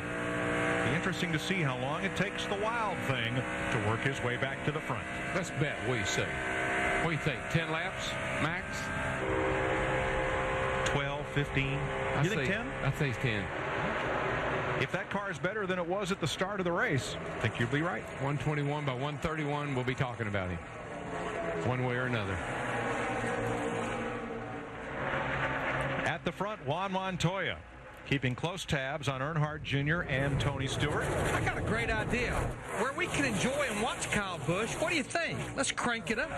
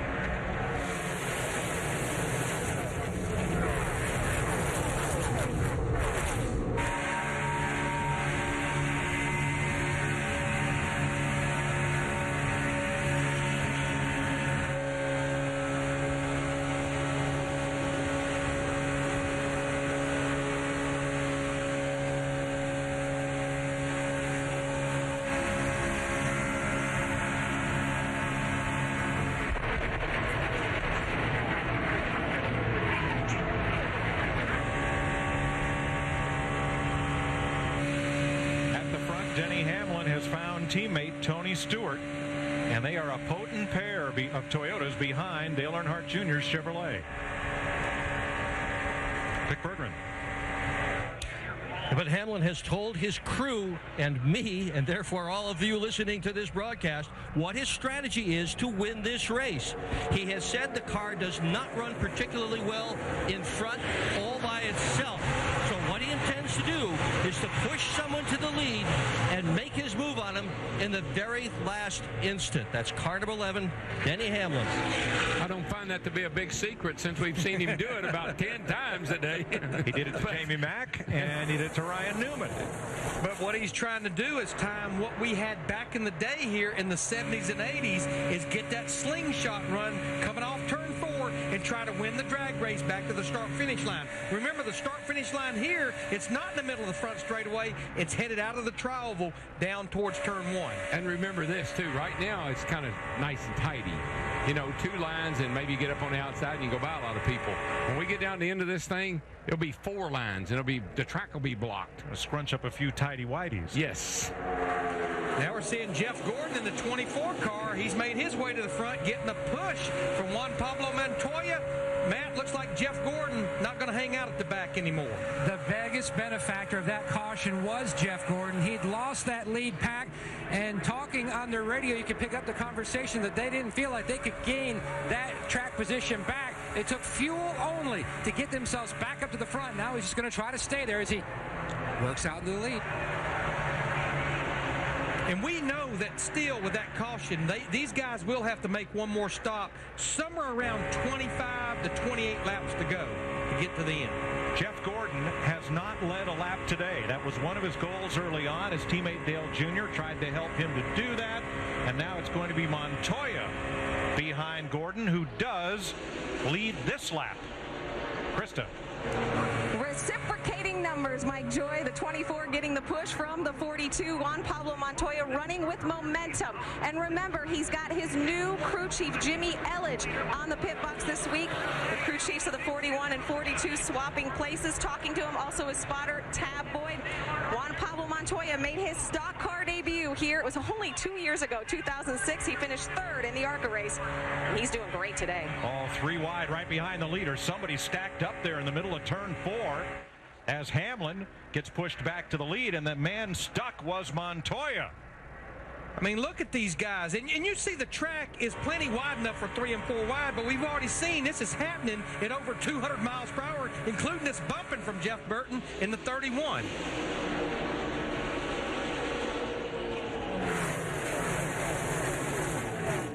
Yeah, we've now had 28 lead changes among 13 drivers, and we still have over 60 laps to go.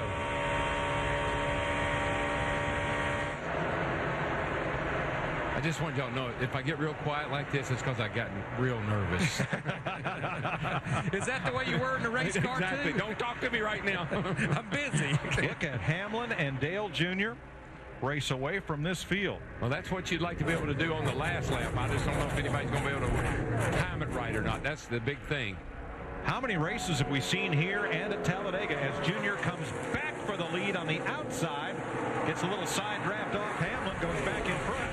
Where, Darrell, you wanted anything but to be the leader at the white flag. I think it's really all going to come down to somebody's going to win and somebody's going to be real kind to them and push them right to up the under line. him there.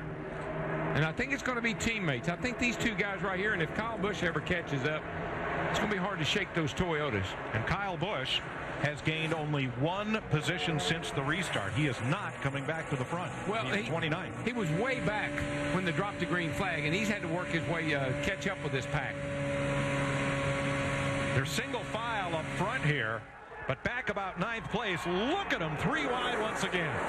We saw that tape, Larry, off of the grill of the 11, and that's helped him because early I think he was having to duck out to get air, but now that tape's loose. It doesn't seem to affect the car like it did. I think I know why the tape's loose. He's knocked it loose. He knocked it loose. Scrubbed it off. That white car out there with the red, is that the Elliott Sadler up on the outside now? Looks like the Dodges are starting to hook up here. That's the 19. He's come right to the front. Got the 19, the 2, and the 12. Sadler ducks low and tucks in with Dale Jr. And again, that 2 car that's right in front of his teammate, Ryan Newman, and 12, Kurt Busch, he's still a lap down. He needs a caution just like Kyle Busch got it a few laps ago. Boy, they get really, really tight coming out of turn 4. A lot of really packed in there. Goodness. World's fastest traffic jam in eastern Alabama. 195 miles an hour. Dale Jr. brings them to the line with 58 laps to go. We got 25 cars 2 seconds from each other.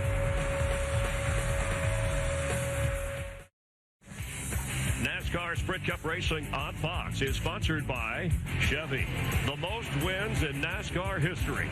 That's an American revolution. Elliott Sadler just became the 19th driver or 14th driver to lead this race today. If you've got a NASCAR question, anytime, anything you want to know, we've got the answer for you. You can go to all of our experts at Ask the Pros, built by the Home Depot on foxsports.com. They're open 24/7 to answer your questions. You know, Mike, Larry, the 24 was up there for a moment. Right now, he's drifted all the way back to the 13th spot. Looks like he and even the 48 are having a hard time keeping up. Junior's car seems to be able to run up there with the Toyotas. Jeff Gordon's and Jimmy Johnson's, I'm not sure that they can or if they're trying to right now. Yeah, we were not surprised to see them back there early in the race, but we're getting now to 50 laps to go. We know we still have another pit stop, so yeah, they are definitely drifting out of the picture a little bit. Right now, Elliott Sadler, who led about 2 laps ago, getting a push from Denny Hamlin in 11. Right now, they're about the 5th, 6th position. It's like they hit the turbo. Look at those 2 cars. Just go around everybody. Hit the turbo boost button. Now, Sadler got up and got the lead much the same way. Let's show you how he lost it just a bit ago without any help. Junior right up alongside, or right up to his bumper. Travis Kvapil in the picture in the 28. Oh, man, Judy. 11 car dropped right down in front of the 88, and 88 hooked him. Woo!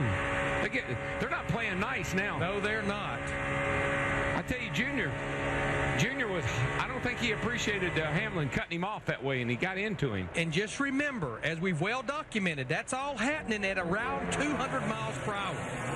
Denny Hamlin has probably been the most aggressive driver out there today. And Darrell, the concern has to be, at least from the booth, they have gotten away with so much for so long of aggressively driving these cars and shoving each other into the corner. How much is too much? Well, when you start to put a little aggression, a little anger, you get a little upset with a guy, you start adding that into the mix, that's when you get trouble. Tony Stewart and the rest of the field have given these two a little bit of breathing room. But now they're getting lined up. You see the push that 20 car is getting right now. Great run for David Gilliland in that 38 car. He had to start at the rear of the field. He's right behind Tony Stewart, the orange car. But Hamlin down there on the inside, he is exactly right. He can't stay up in the front. He gets there, he pushes people there, but he can't stay there on his own. Gilliland in the 38, his teammate Travis Kvapil in the 28. The two Yates Fords working together, Jeff. The one thing I'm noticing right now, guys, the last two times that Dale Earnhardt Jr. has had to pass that 11 car, he starts working him to the outside with the right rear quarter panel. Working. In the last second, it's almost like he gets him a little loose, and then he slides by on that right-hand side, and both times that pass has worked on the 11 car. I wish you would look at this right here. I mean, we're 3 wide, we're 4 wide. If there was enough room, they'd be 5 wide right now. Yeah, there's a sign down that says 2 wide, I think. 2 wide, as in T-O-O. Yeah, T-O-O. Jeff Gordon was the car that made it 4 wide, and you see him alone in what is now the 4th lane and backing up. And on point. Now that's Scott Riggs in the 66 car right now. He, like Kurt Busch, he's 1 lap down, hoping to get a caution flag, and he'd get it the hard way. Right now, it looks like that David Stremme in the 40 car, substituting for Franchitti, he's actually a lap down, so he's up there trying to fight for this. David Stremme actually led that lap. My fault, Larry. I thought Stremme was a lap down. He is in the number 40 this week because yesterday Dario Franchitti got a late hit on a caution after Franchitti had cut a tire and spun down to the apron, broke his ankle, not in the race. So Stremme behind the wheel, and my mistake, I thought he was lap down, but he's right up there. And remember, he's very comfortable in that car, Mike, because that's his old car. He drove that car last year. The crew chief on that car was his crew chief from last year, Steve Lane. So he's very comfortable driving that car. Had a great run yesterday, finished second in the Nationwide Series race. Jeff Burton almost got turned around. It was David Rudiman was right up behind Burton, and you could see the whole right side of his car going into the tri-oval. I'm just not feeling real good about this, y'all. Watch the 31, bottom left of the replay screen, and Rudiman gives him a rub at the wrong time. That is a fast place of the racetrack, and we think about it as a front stretch, but you're turning quite a bit there. Not a lot of banking. A little less than 18 degrees. Running through there at a couple 100 mile an hour. Burton shook it off. Here he comes back, fighting on the outside, trying to get toward the front. Listen to those engines, Larry. Just singing, man, at 8,500. And they never change. And the pitch never changes.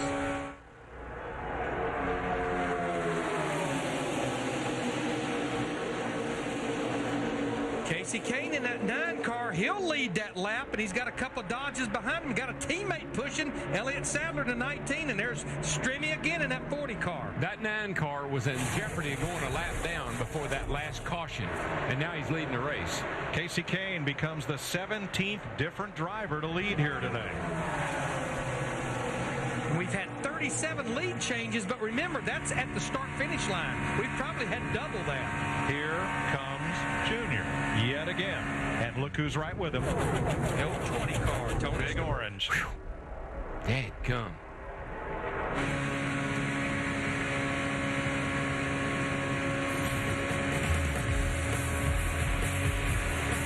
47 laps to go in Talladega. Breathe, Darrell, breathe. Go to commercial. NASCAR on Fox, we are under caution for the second time today, 45 laps to go, and Tony Stewart, who was leading with a right front tire problem. This is an AT&T race break. Yeah, he's right now right in behind and being pushed by Dale Earnhardt Jr. He goes off in the turn. It looked like maybe Jr. got into this a little bit. All of a sudden, the car slides up the racetrack. And fortunately for Tony, the right front tire did go down, but he was able to keep it off the safety barrier. If he can get back to pit road and not tear that right front fender up, he may be okay as far as that's concerned, Chris. And we were coming up on pit stops anyway in the next, 18, 20 laps? You see right there, Patrick Carpentier also gets in the outside wall in that 10 car, but you're talking about being lucky. Tony Stewart is extremely lucky. He does have some damage to the right side of that car, but the main thing is as long as that front fender nose stays intact, I believe Greg Zipadelli and his Joe Gibbs team can fix his car and get him back up there. Tony Stewart had said a high-speed chess game. That's how he looks at Talladega, but he admits he's been a better checkers player. Well, I think he got it figured out yesterday, and he had a pretty good ride today if he can just get this car back on the car. And, Matt, what does it look like from down there? Well, they're already going to work on the left side, but the right front tire down to the inner liner. Stewart came on the radio as Ira Joe Hussey and the crew guys are going to look at that right front. They've got some time under caution to try to massage that right front fender, but Stewart said, pass on to Junior that he did nothing wrong. My tire was going down. And earlier, interesting that we've had some tire problems. Carl Edwards talked about camber when he were problems that created the tire wear. Yeah, that's the thing is right now we've been seeing this problem all day long, so it's not surprised to see that. It looks like a lot of cars right now getting ready to come to pit road. It'll probably be our final stop. And if you want to get an exclusive look inside the world of Richard Childress Racing, Jeff Burton in the 31 Chevrolet, because of AT&T, you can, using cellular video on your AT&T handset, you can access all the inside RCR content. Tony Stewart has led the most laps today, 60 plus. And the good thing right now, guys, like I said before, he was able to beat pace car back off of pit road, so he's still on the lead lap. This has been an AT&T race break. Let's rejoin as they come down pit road. Darrell, Larry, and Mike. Well, the pits are open, and here they all come, Steve. It's going to be 4 tires for Jeff Burton, Mike, and crew chief Scott Miller says, pack that thing as full of fuel as you can. 4 tires for Jeff Burton, Matt. And the 88 of Junior's in. Tony Eury Jr. making the call. Just going to go right side. Junior stalled it. Junior stalled it. He finally refires, and he's away, Krista. Kevin Harvick has to take 4 tires because he's going to be short on fuel. They may have to come back in for a splash and go. Dick. Well, Denny Hamlin has already left his pit stop, and once again they have taken right side tires and fuel. They did debate whether they should take just fuel alone. It was Hamlin who decided that he wanted the right side tires, said that he could make up the time on the racetrack. Thanks, Dick. Brian Vickers needed a push start to get off pit road. Kenny Schrader has taken his car to the garage area. Great qualifying effort, started 3rd today. And Kurt Busch is the recipient of the free pass on this, the 3rd caution of the day. The real winner right there, Greg Biffle, the 16 car, picked up 10 spots. But as you heard Jeff Hammond say, this, I think, would be the last pit stop because it comes with 43 laps to go. And the 20 car is not hurt. I mean, he scraped that right side up a little bit, but I saw no chassis damage, and I saw no problem with the front end of that car. Another beautiful thing about this new car. Another look at what put Tony Stewart into the wall. No contact from Dale Jr. A cut tire put Stewart in the fence, but he's back on track.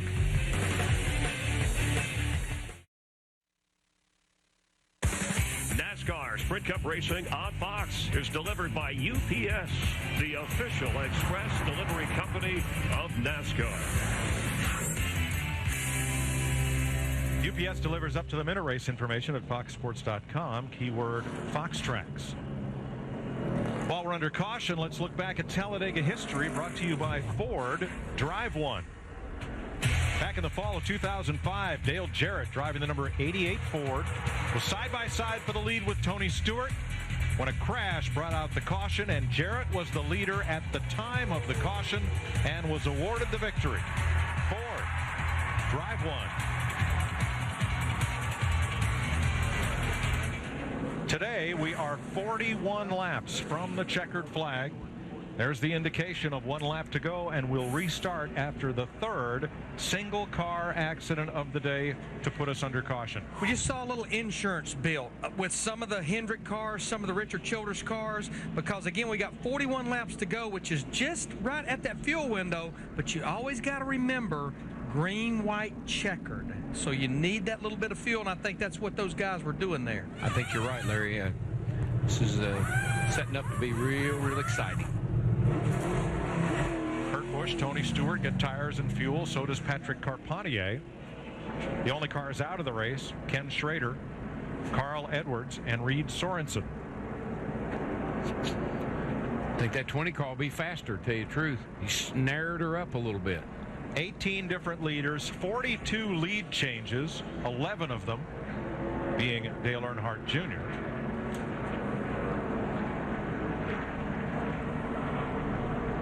As we get set for the restart, Denny Hamlin leading Ryan Newman, Dale Earnhardt Jr., Greg Biffle, and Casey Kane are the front 5 for this Claret and Clear to Drive restart. Live Claret and Clear indoors and out. Robbie Gordon, now the first car 1 lap down on the inside lane in front of Scott Riggs. And Robbie's got a good car. I mean, he's had a shot at getting that lap back a couple of times, and it's getting back to him now because Kurt Busch and the 18 car Kyle Busch, they've all gotten back on the lead lap. So he's got a good shot at getting back on the lead lap too. Strong drive for Brian Vickers in 6th, the past winner here. David Stremme in 7th, David Rudiman in 8th, Mark Truex and Paul Menard, teammates 9th and 10th. Green flag, 40 to go. We now have 31 cars on the lead lap, and all but 3 of the cars that started this race still out on the racetrack.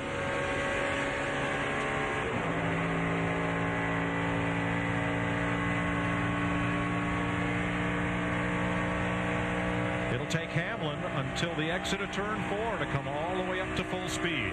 Kind of a set and duck out there unless Ryan Newman decides to duck in there and push him.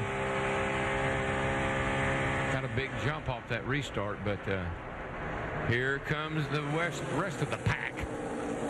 Dale Earnhardt Jr. getting a push from Greg Biffle. We saw right before we went to commercial how much they gained on pit road. They gained 10 spots with that 16 car. With 11 cars out front now, Larry, let's just see if he can stay there or not, because that car doesn't seem to want to lead, but it sure does push people to the front. He's not even going to lead this lap. It doesn't look like Dale Earnhardt Jr. with the push from Biffle. He'll lead that lap. 2 of the Gibbs Toyotas with trouble, mired back at 15th as Kyle Busch trying to scratch and claw his way back to the front. And what about the damage to Tony Stewart from bouncing off the wall? Here's Matt. 39 laps to go. Greg Zipadelli, damage-wise, how does your car stand? I think it's okay. I mean, the right side has got a little damage, right front fender, but I hope everything's okay. This Home Depot Toyota was pretty strong all weekend. Now, it's time to go racing. Hopefully we can get with a couple good cars and get to find a way back to the front. Everybody's going to get all spread out now. It's going to be real tough to get back up there, but we got the man to do it if we can. Right before the restart, Mike, Stewart said, I've got some kind of vibration. Something doesn't feel right. He hit pit road. He had a flat left rear tire. Stewart was 30th last time by. His teammate Denny Hamlin up front. I'm going to tell you what happened that time. Dale Earnhardt Jr. led lap 149. That was lap 50. How does the draft work? He crossed the line in 19th. Lost 19 spots. He got kicked to the high side going off into turn 3. Ever watch that movie Jaws? You know that music in there? Yes. Yeah. We had a driver nicknamed Jaws once upon a time. Oh, yeah. He used them, too. Cale Yarborough hung that nickname on DW. Yeah, my old buddy. Short man. Mike, you were mentioning in qualifying the other day, Talladega is known for first-time winners, and right now, even though we've got 38 laps to go, I'm seeing guys looking for their first win up there in the top 10. You got Menard, you got Gilliland, you got Reagan, you got David Stremme, you got David Rudiman. A lot of guys hungry for that first win up there. And I'm telling you, as I watch these cars, I could see somebody that's never won a race win today. Because, man, if you got the right shove at the end and you go the right way, you can win this race as easy as anybody. Of the 9 who scored their first victory at Talladega. For all but 2 of those drivers, it was their only victory. Davey Allison and Ken Schrader went on to more wins, but look at this list of Talladega winners. And you gotta be excited about this car. Remember the race here last fall when all they did was they kind of rode around all day at the top of the track? We have not had anybody riding around today. You can't call this riding around. Oops, somebody's on the apron. Scott Riggs in the 66 car. I talked at the top of the show. That's out of bounds. As long as you don't gain positions, and he's going to lose a lot. And remember, Scott is a lap down trying to fight to stay up there to be the first car lap He had down. to get, I think he must have gotten forced down there by the way that looked. I think he went down to keep him running over somebody. They were 5 wide at that point, Darrell. It's just unbelievable. Unbelievable. And we're looking at Michael Waltrip right now. I don't think we can say enough about the race that cat has had in that 15 car. He has been up at the front of the pack, Paul Menard, all day long. Really run a smart race. But historically, Larry, he's a driver that's had trouble finding drafting partners. Now watch Denny Hamlin. He'll leave Menard, drop to the lower lane, and try and get past him. I have no idea who led that lap. We're going to wait. Looks like David Gilliland led that lap in the 38 car on the bottom of the racetrack. Again, David started at the rear of the field. And Menard's a good driver. Maybe he just doesn't have enough experience to have gained the trust of some of the veterans, as his outside lane seems to be backing up a bit. You know, Darrell was led by David Gilliland. A lot of times it's the uncertainty. You don't trust the guy because he does things that you don't expect him to do. Steve. Like David Gilliland finished 4th here in September, and as Larry Mack said, he's cut from the rear of the field. Just checked with the team there. Okay, they can make it to the end on fuel if it stays green. Substitute Stremme leads this lap with an assist from Robbie Gordon. With a heck of a push from Robbie Gordon in that 7 car. Boy, Stremme had a 2nd place run here yesterday, did a great job, and he has given that 40 car a ride, boys. Now, Robbie Gordon, he has not led this race. He'd love to get 5 points, but he's going to have his hands full down the back straightaway. Actually, Robbie is 1 lap down trying to get back on the lead lap. It's going to be Hamlin and Menard, inside versus outside lane here. Menard in the 15. Stremme in the middle lane with the help from Elliott Sadler and Jeff Gordon. But these cars are so good. Normally when a guy gets in the middle like that and you run up on him, you don't know what to do, and you run over him and cause a wreck. These cars just go where they put the other guy in, and you just go around him. 33 laps to go this time by. Hamlin will lead this lap.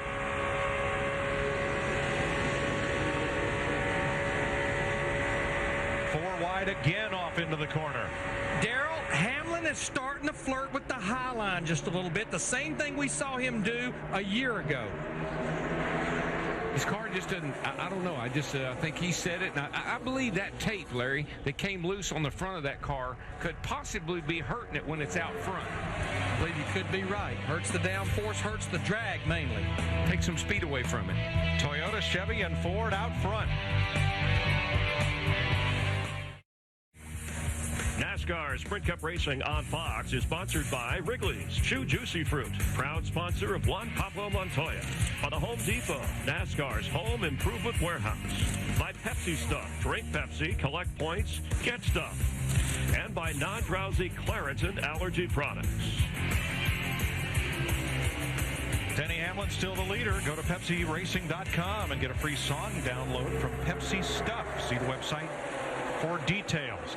Well, Hamlin may be the leader. They may be single file for about 12 cars behind him, but then, oh my goodness, they came through the tri-oval 4 wide, and they're still 4 and 5 wide. Yeah, that's a pack right there. They are pack racing. It looks like the 10 out in California. About the I-10. About 5 o'clock in the afternoon. Just 3 times as fast. Oh, trouble. Here we go. Menard straightaway Menard. Stay down, stay down, stay down, stay down. Lock it down. He does. Man, 42 turns. Wow.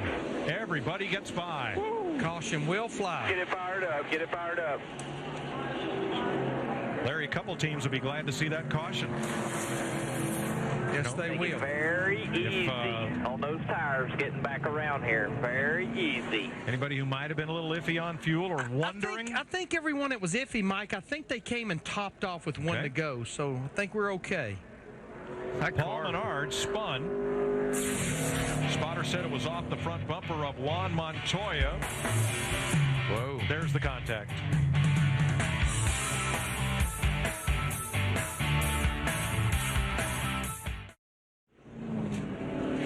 Fourth caution flag of the day. Paul Menard spun coming into the tri-oval off the front bumper of Juan Montoya. And you'll see the roof flaps that Jeff Hammond talked about in our safety report deploy. The only thing I question is the 42 being below the yellow line, which gave him that angle to get up under the 15 like that. He gets into 15 right there. Then he drops the left side tires down below the yellow line, which gave him a shot at getting into the side of him. So if he'd have stayed above the line, I don't think that would have happened. Show it to you from Fox 3D, which had a better angle on it than our camera did.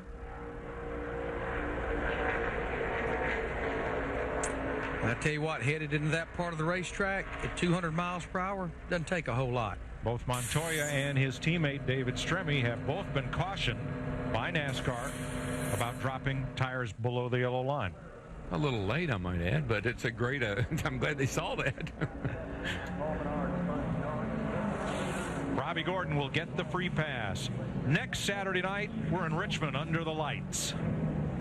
Saturday night short track racing. Richmond will be packed, and many say it's one of the raciest tracks on the circuit. Some of the best fights I've ever seen right Saturday night at a racetrack. Drivers and crew chiefs are going to get a little bit on pins and needles. This is exciting, man. Y'all fought the wall on the wall.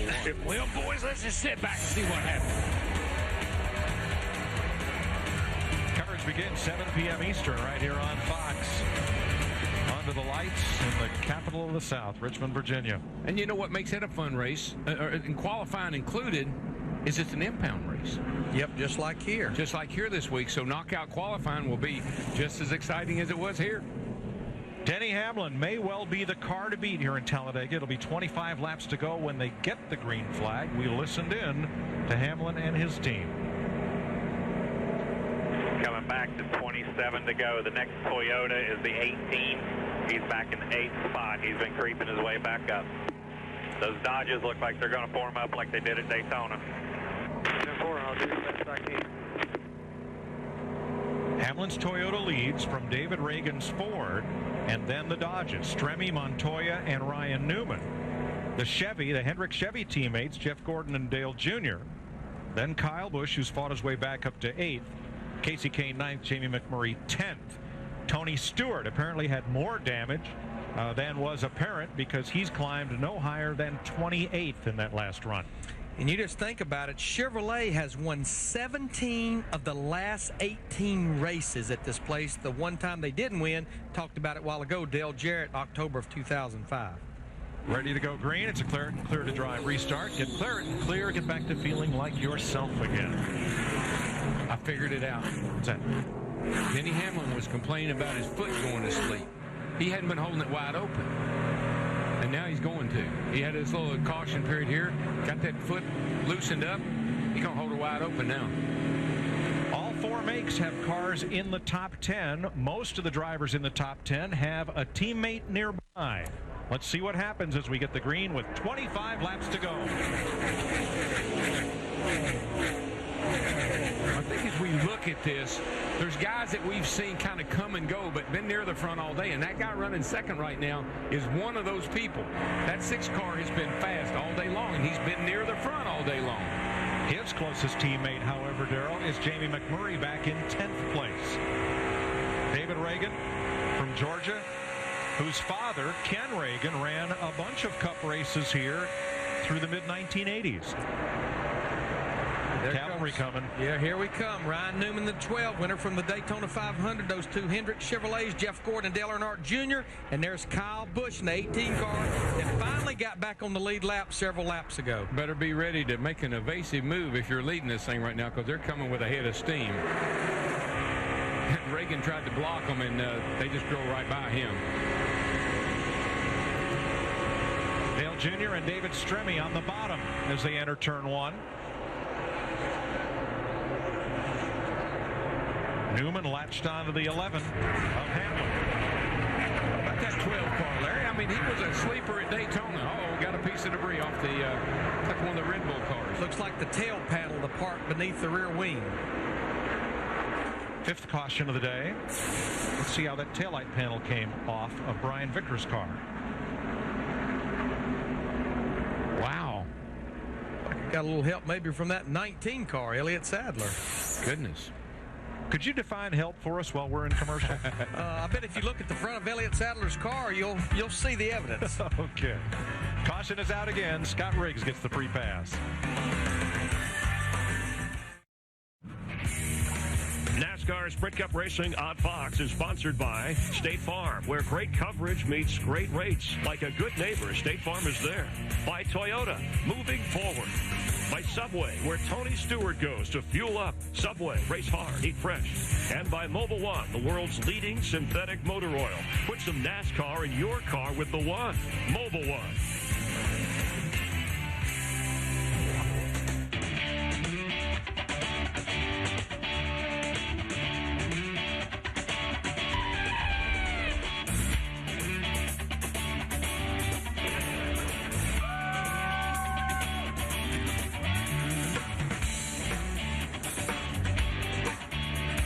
Two laps to go. Denny Hamlin, your leader, over Ryan Newman and David Reagan. And Jeff Dale Earnhardt Jr., who has led 12 different times in this race, is up to fourth. Jeff Gordon right behind him. Well, he's probably in the best position right now. He's got him a dance partner and his teammate right there in Jeff Gordon. But again, when you turn around and look up who's leading this race, he's been up there all day long, Denny Hamlin, but he's also being followed by Ryan Newman, who won the Daytona 500. So this is really starting to shape up as a pushing, shoving, beating, banging, basically almost like a short track race at Talladega. Ryan Newman and the fellow drivers of that manufacturer, 6 top spots out of the 10 from Daytona. They haven't had a race like that since, but they're in pretty good shape here to work together over these final 20-plus laps. They are, and again, that's probably the thing that has to scare everybody the most, especially Denny Hamlin. He realizes all of a sudden he doesn't have a number of teammates, even though Kyle Busch is finally starting to make his way back up through there. He could use some help all day long. It seems like when he gets the lead, they come up there and shove him out of the way, so I think he's got to be feeling like he's a sitting duck. We've had the most leaders and lead changes of any race this year so far, and a lot more to come. Let's check in on that Jeff Gordon, Dale Earnhardt Jr. relationship at this stage, and Matt Yoka. Matt? Hey, Chris, we talk a lot about how it's better sometimes to have a corporate teammate, a friend.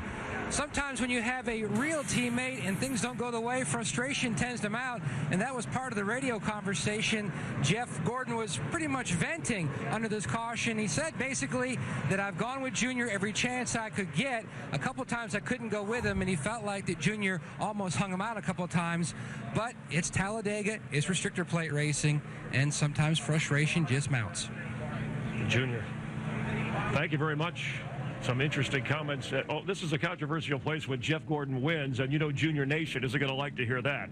Well, all I got to say about in defense of Dale Earnhardt Jr. has to be 70 races. Does that mean anything to you in one of your favorite racetracks? There shouldn't be any friends out there right now. You need to figure out a way how to be able to win this race, and I think that's number one on his agenda right now in that 88 car. All right, for a dramatic finish, we hope. Let's go back up to Darrell, Larry, and Mike. Darrell, there's a lot of talk about lining up with somebody of the same manufacturer, but if there's somebody fast that can get you to the front, do you care what they're driving? You really don't. And I'll tell you what, and I used the word several times, co-opetition. That's when the competition cooperates with each other for the betterment of both of them. And I don't care if you're driving a Chevrolet, a Dodge, a Ford, or a Toyota. If you can help me win this race, I'm going to give you a big old hug, buddy. They opened this track in 1969, Larry. We talked the other day, you grew up 45 minutes away from here. What kind of mystery and mystique did this track hold for folks that were hanging out at the Birmingham Short Track? Well, I don't think we ever visioned this type of a racetrack being in our area. I think it caught everyone off guard, and we're just so fortunate that Governor George Wallace, who was our governor then, with Bill France Sr., Bill France Jr., saw the vision of what this place would be. Hard to believe we've been racing here since 1969. It's been a big event. I don't believe we ever visioned that 250,000 people would be sitting around this joint today watching a race either, and seeing the kind of race we're seeing. Maybe Big Bill did. They're not sitting around. They're standing up now. Well, I'm right there with them. 20 laps to go. Denny Hamlin has been one of the most aggressive drivers all day, and he has one of the strongest cars here. Can his FedEx team hold on and win it?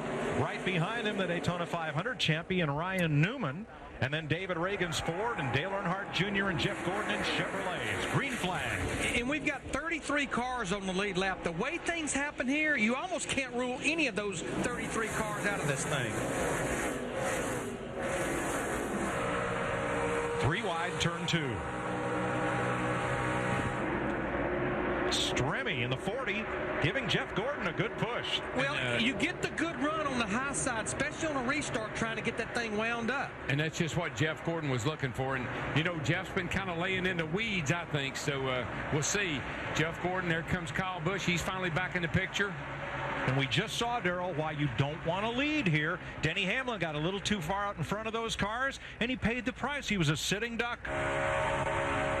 He needs somebody to get behind him and be his afterburner, like he's done to other people a couple of times. Well, that somebody could be the 9 of Casey Kane, coming right up there with Hamlin. Could very well be. That outside with 2 cars really moves. Boy, Junior just forced his way right in there, and he said, I'll help you. And he's getting a push from Kurt Busch in the 2-car. Kurt spent most of this race down a lap here. He's fighting his way into the top 10. Well, when you're down a lap and you get it back, you got to have a pretty good race car. Well, Montoya, they just shook him out, put him 3 wide. Ooh, he almost got into Junior. That yellow car. No, he did get into Junior. Ryan Newman, who won the first ever victory for Roger Penske's team at a restrictor plate track after years of trying in February. He's the leader. And David Stremme right there in 3rd place. What an incredible job he has done today. And another David right behind him, Reagan. These 2 guys, young guys, have done a great job today. Yeoman's job. Now we're riding with McMurray in that 26 car on the high side, getting a push from Montoya in the 42 car. But it looks like right now that inside line is really moving. And where is Denny Hamlin? He's dropped to 12th. It doesn't take long at this place. Look at the move that Kyle Busch made in that 18 car. It's not going to wear. He saved it. And McMurray saved it. Unbelievable. You cannot do that. Remember, oh my God, 200 miles an hour, that was happening. It's got to be the wing. Every time I see that, now I say you can't do that. It's got to be that big old wing back there. Straightens the car right out. It's incredible. I can't believe both those drivers saved it. That's a big wreck any other time we've been here. In front of the whole field. And even with a damaged car, Tony Stewart has caught this lead pack. He may still be a factor before this one's over. You got to see this. This is a wreck, okay? Right in the middle of the screen, the 26 McMurray.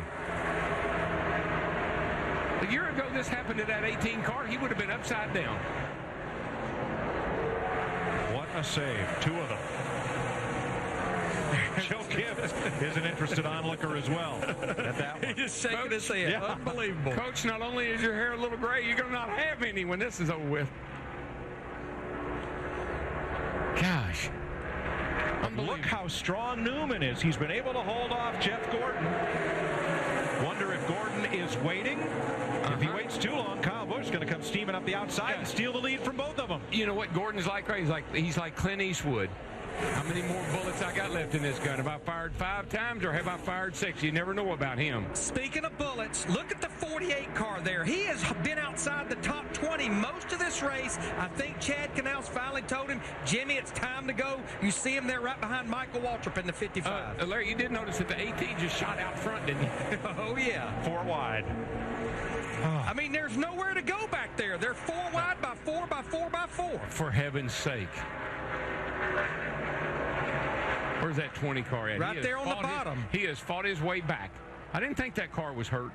15 laps to go. Quapple to the outside of the 28.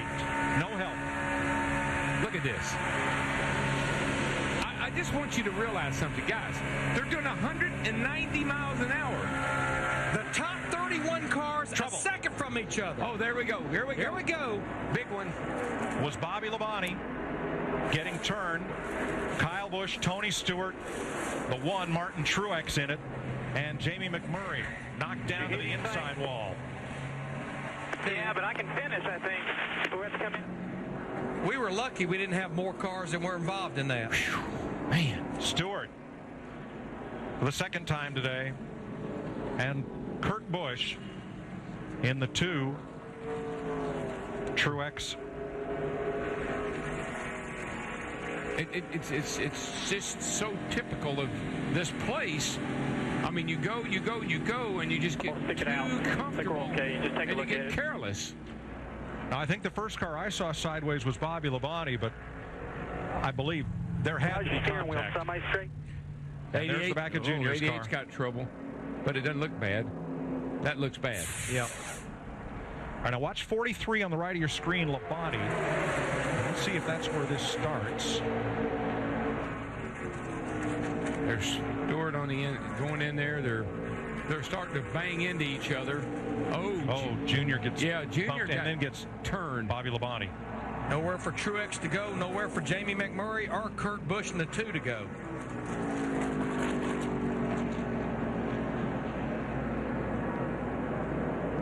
It just gets too crowded right in here. I mean, you do 4 or 5 cars bouncing around there. Stewart's trying to, I think he was trying to force his way in between the 43 and the 88, and it just wasn't enough room.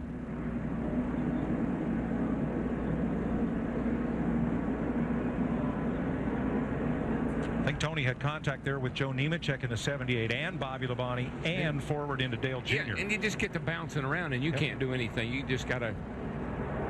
You see the 43 down below the yellow line, and Stewart gets into the 88. The damage from on Dale Earnhardt Jr. came from Bobby Labonte's 43 car. Boy, Jeff Burton made a great save, trying to hang on to the point lead here. Hard on the brakes and then drove through the middle of it. That's one outside there. From Dale Jr. 2 inside there. That's 2 inside there. Keep digging, man. That's 20 you got in your bumper there. Big wreck behind you. And let's one watch. Outside there. That's not your fault. Let's watch from Denny Hamlin. Watch Jeff Burton in that 31. Slow up. You're good. Go down. Go down low. Go down low. Go to the apron. You're clear to go back up. Go back up. Casey Mears in the 5. Good job there, Denny. Hamlin and Burton did a great job of avoiding all this.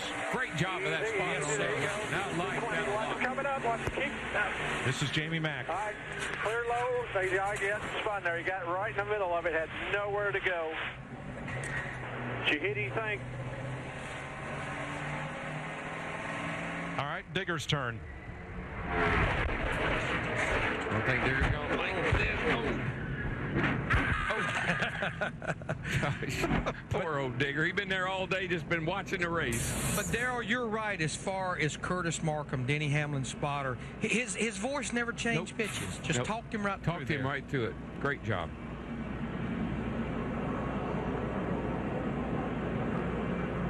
You saw Tony Stewart had driven his car back to the garage and climbed out.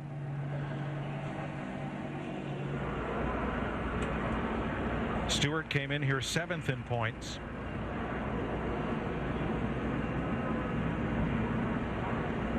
And repairs to the right quarter panel of Dale Jr.'s number 88.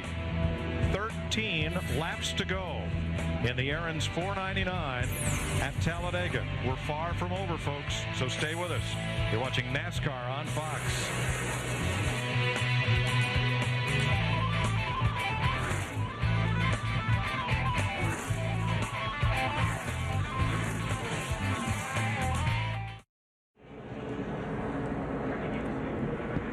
Cleaning up the 6th caution of the day, a 5-car crash down in turn number 1. And we hope to go green here in just about half a lap of caution. Kyle Busch out front of Juan Pablo Montoya and Ryan Newman. Let's go to the garage, Matt Yoakum. You can hear they're using the Sawzall on the 20 car, what's left of it. Smoke, walk us through what happened with this incident. I went to the second lane there and was there for a short amount of time, and I thought we were all right. And then the closer we got to turn 1, the smaller that hole got. So I was as close to Bobby as I could get right there, and it just the hole closed up. So that's what happens late in these races. If it was my fault, I'm sorry. By looking at the video, though, I don't feel like I did anything wrong, really. A lot of aggressive driving out there, a lot of complaints on the radio about other people. The majority of the day, we had a great day going. I mean, we were really in good shape with this Home Depot car till we had the right front go down, and then that got us in the back. And, as late as it is in the race, with 15 laps to go, you've got to sit there and do what you can to get those spots back. Tony Stewart out of the race. We go green with 11 laps to go. I totally agree with Tony, though. He didn't force it. He started in there and it closed up. Right. Michael Waltrip took the restart in 6th place. That's David Stremme just ahead. New group of players at the front of the field, guys. Yes, sir. A bunch of new guys up here that we haven't seen all day. Here goes David Stremme in the 40 car, pushing Jeff Gordon in the 24, trying to push him up toward the front.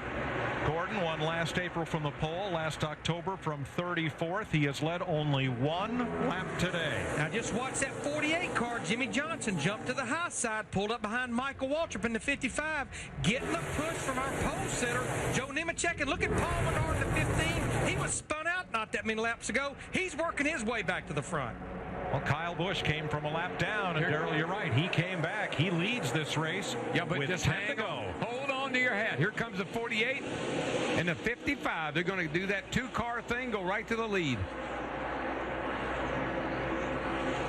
Kyle Busch coming up the racetrack, trying to block. And Montoya, he took a peek to the inside. So Kyle Busch right now trying to figure out which one of those lines is going to move. It's going to be the outside line with Michael Waltrip. Leading here, Darrell. There's no way to be three-lane lane. Right there. 42 to you. You're going to have to line up and do it again. They got a run on him that time, and Michael couldn't stay there. He couldn't. Jimmy couldn't keep up. Darrell, it's almost like they on the gap, 24-42. They could do a better job when they were further away from him on the side. Yeah, you get a huge side draft. The big sides on these cars are so flat, you just get a huge side draft. Kyle Busch leads this race. Let's go to his pit, Steve. Steve Eddington, you guys went down a lap if you missed the pits on lap 61. How have you gotten back to the front? Well, when the lead pack called us there, we had a strong enough race car to hang there with Tony and Denny, and caught the caution, got us back on the lead lap, and he was really smart and waited and patient to get back to the front. Good luck. Thank you. Boy, I tell you what, Michael and Jimmy Johnson. Michael was down low, and Jimmy started on the outside, and Michael drove right up in front of him. Jimmy really cut him a lot of slack. But here they come. Seems like he can just get that huge run off turn 4 with two cars. Especially when you've got that much gap to the side of you. They'll be coming 8 to go this time. What will Jeff Gordon do if his teammate Jimmy Johnson moves on past? Will he come up and pick up Johnson? Look at that. No, he stays in the low lane as Johnson pushes Waltrip into the lead. Right to the lead. 8 to now, go. The question is, you got to have a good car to stay there. Two cars can get there, but you got to have a heck of a car to stay there. And look at that outside line again. Caution. The yellow flag waves for the 7th time today. Bobby Labonte, who was involved in that last crash, you would tend to believe that there were still problems on that race car. Looks like right there, the right rear tire is down. Yeah, he said probably rubbed a hole in it. A lot of damage around the right rear. Now, how they will reline these cars is not exactly at the moment of caution. They go back to the last scoring loop when the caution came out. So it could vary from where they were when the caution came out. And I really think if you're Michael or even Jimmy Johnson, this is not good news to get a caution now. Especially not for Michael Waltrip, because look at the last restart, Darrell, where Denny Hamlin jumped out of the head of the pack, was a sitting duck, lost the lead in the back straightaway. This will be a single file restart because we're under 10 laps to go, and also there will be no free pass. Single file restarts are tough from anybody on about 10th on back because you restart so far behind the lead cars when you're single file. 7 to go now. So we'll probably get the restart with 5 laps to go. And Darrell, for anybody in that top 10, that's plenty of time here. Oh, yeah. Yeah, right now you got to figure out who is going to help me win this race. There's no way that you can win this race without help. You got to have a helper. Michael Waltrip has 4 Sprint Cup wins. They have all come in restrictor plate races, driving for Dale Earnhardt Incorporated, 3 at Daytona, and here in October 2003. And Mike, to follow up on what Darrell just said, it's picking the right helper. Remember, that was one of our keys to the race. And to answer your question, I think now, with as many good cars as we got up there, your helper, your partner, has nothing to do with manufacturer, has nothing to do with teammates. Let me put it to you like this. You're up there, you say, does anybody want to run second? That's what you're looking for. Somebody that's willing to run second. I concur. I think the wild card in this front 5 may well be Juan Pablo Montoya running in 4th. Krista's in his pit. That's right, Mike. I am with the Wild Cards crew chief. Jimmy Yelledge, your first race with this team. Things are going pretty well so far. How do you think these last few laps are going to play out? Yeah, things are going great. You know, really proud to be a part of this Wrigley's Juice Fruit team, and I don't know. You know, it's like you work all day to get in this position and hope that, you know, it works out. I mean, there's still a lot of racing left to do in these 5 laps we're going to have. So, I don't know. I think I feel pretty good about where we're at right now. I think that, I don't know, worry about that 24, though. He's always pretty good at it. So, we'll see what happens. I mean, we've had a great day no matter what, and see if we can get the best finish we can. Right before this interview, Jimmy looked at me and said, it's about to get exciting. Thanks, Krista. They get the 1 to go sign here at the start-finish line, which is past the end of pit road, not in the middle of the tri-oval, as it is at Daytona. If we were at Daytona right now, that line would be way up the racetrack, and a lot of races have changed hands here in those last 1,000 feet or so, as Darrell Waltrip explained to us in his drive-and ride. Look where the start-finish line is. Normally, I would be at the line now, but look where they put it. Just to make it fun, just to make it interesting. There it is, right there. That makes this racetrack, the race normally is over by the time you come off turn 4 most places. Here, it's just starting. Little Birdie told me you were clocked at 190 in that car the other day. How about 2-something 00? I wasn't going to say that. Anyway, that car was fast, but that line is the X factor, because I can't tell you how many races I've seen won and lost from that middle of that tri-oval down to this line. And I think you have been part of that equation a time or two. Ron Bouchard beat me and Terry Labonte here in 1981 or 2, whatever it was. 81. Slid by us and beat us to the line down here. Just last year, we saw Bobby Labonte squeeze Tony Stewart out at the line to win the Saturday race. So that line creates a lot of havoc.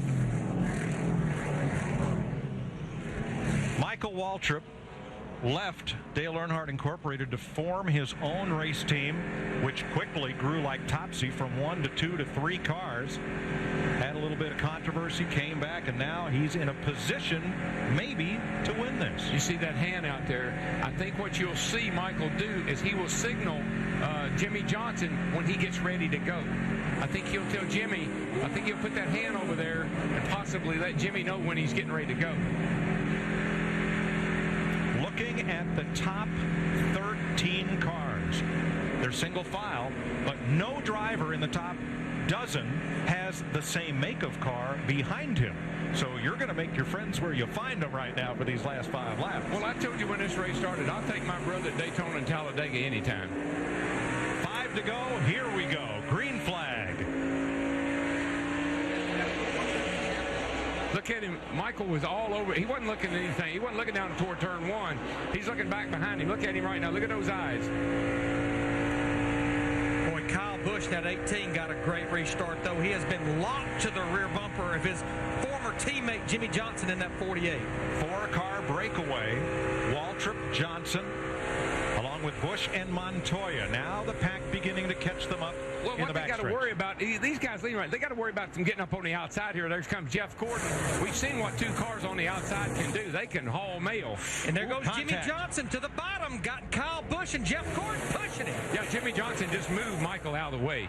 Oh, can't do that. Well, you can. I think they may deem that he was forced down there, Darrell. Well, he certainly was. I'd go along with that, but that was really, really marginal. New leader, Kyle Busch, 4 laps to go. Jimmy Johnson and the Michael Waltrip, they're hooked on the high side there with no help. Yeah, they're going backwards fast. Johnson drops in line, 10th. Who will be the next to come to the outside and challenge? Well, that's the thing. There's Jimmy Johnson. We know he's plenty fast enough, and I don't know who that is that just pulled out over there. Brian Vickers in the 83 car, but with no help. That's an almost right there. Almost, I shouldn't have done that. Backing Goodbye. up just a little. Goodbye, Brian. 15 Talladega races. 4 of the last 5 have been won by a last lap pass. Will it happen again? I think it's shaping up for that. We'll be coming 3 laps to go. Kyle Busch in the 18, he'll be hooked to the bottom of the racetrack. There's just not anybody there that can jump to the outside with help. Jimmy Johnson is back here, but he's too far back. There is a lineup, 3rd, 4th, and 5th. Newman, Montoya, Stremme, all in Dodges. Will they go together? I think they're going to have to time it, Darrell. You'll have to time it at the right time. Well, these guys up here on the outside coming off turn 2, we've seen them absolutely get a sudden burst of speed, but they're not grouping up right. They're losing. Maybe it's too soon. I can't help but think Jeff Gordon all week long said, I don't want to be leading this race at the end. When we come to the white flag, I want to be running second. That's where he's running now. And when we come to 2 to go. I got to believe if Kyle Busch was my teammate last year, I would want to try to beat him this year, since he isn't. 2 laps to go. And Gordon stays right there, pinned to the back bumper of Kyle Busch. Oh, it's going to get, this is just setting up right now.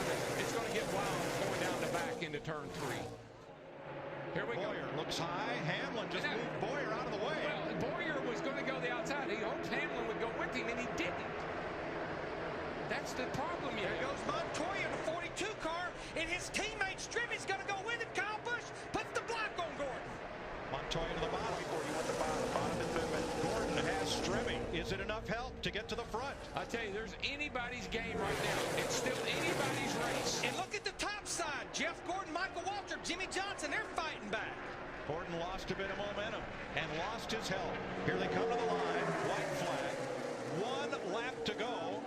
Kyle and trial spin in the trial of Michael McDowell has spun. The white flag is out. No caution. If he can get out of the racetrack, we shouldn't have a caution. Kyle Busch still leading. Oh, no.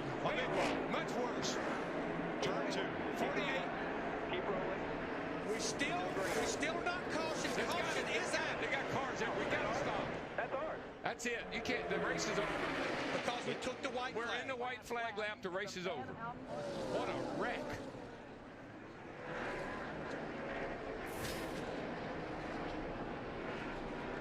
Kevin Harvick in the 29 car.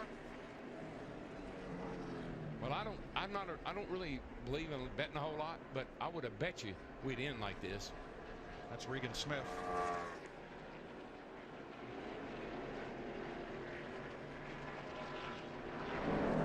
And Kyle Busch. Oh, man, I don't believe it. Thank you, guys. Thank you, Eminem. Thank you, Jeff.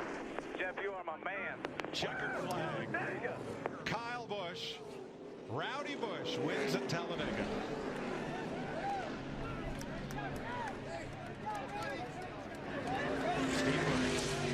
And Mike Joe Gibbs congratulating his race team. Great comeback win. Joe, you guys got a lap down. Describe what this feels like. I tell you, this is a great feeling. I'm so happy for Eminem and Mars, Kyle. Denny got back up there. I felt bad for Tony today, Home Depot. Got a tire down, got ourselves back there, stuck in doing a wreck. It was a great day for our race team. FedEx, the 11 car. But it was great for Kyle. He's been red hot. He's super competitive. Today, he had to come all the way from the back, and Lord bless us with a great day. We got a bunch of great guys. They got a great sponsors. We're really proud of them. Congratulations, Joe. And a great Toyota. Back Mike Joy. Thanks, Steve. Michael McDowell spun in the tri-oval. That, however, did not bring out a caution. He was pretty much trailing the field. A little contact with his teammate David Rudiman and Greg Biffle, and around goes McDowell. Yeah, that wasn't a problem because he was able to get out of the way, or at least we were thinking he was going to. But this down here is where the problem comes. Oh, looked like it.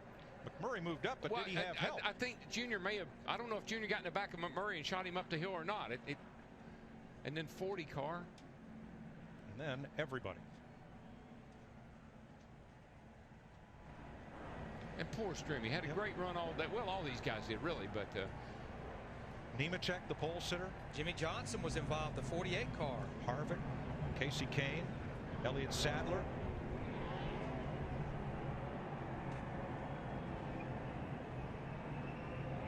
A wild finish to another race at Talladega. And the wild thing, Kyle Busch came from a lap down to go to victory lane next.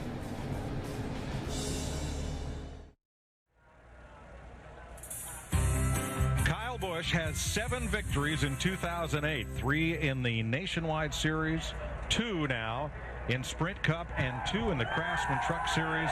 It's his 6th career victory in this series and the 2nd win here for car owner Joe Gibbs. Dick Berggren down there in Gatorade Victory Lane. Yeah, indeed, it's his second Sprint Cup win of the year. Traditional wisdom is you don't want to be leading here at the very tail end of the race. You did it. How'd you win?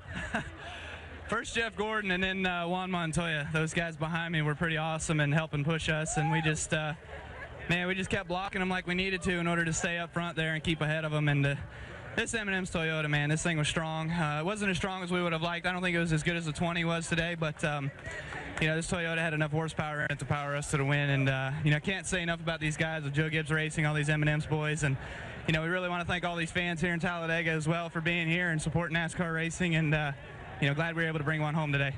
Traditional wisdom is that this has not been your best racetrack. Lots of crashes preceding today. How meaningful is it for you to finally win here at Talladega? I bet you my grandma's back home on the couch just pulling her hair out, but we're good at Grandma. We're in victory lane today. So Mom's here. She just walked around, and I'm sure my dad's jumping for joy as well, too. It's been so long, and I don't think I've ever finished one here without wrecking, so or without being tore up at least. So today definitely means a whole bunch, and to be able to have our teammates there working with us in the beginning, and then, like I said, there at the end with Juan Montoya and Jeff Gordon, owe a lot to those guys. Congratulations to you. Chris Devoda.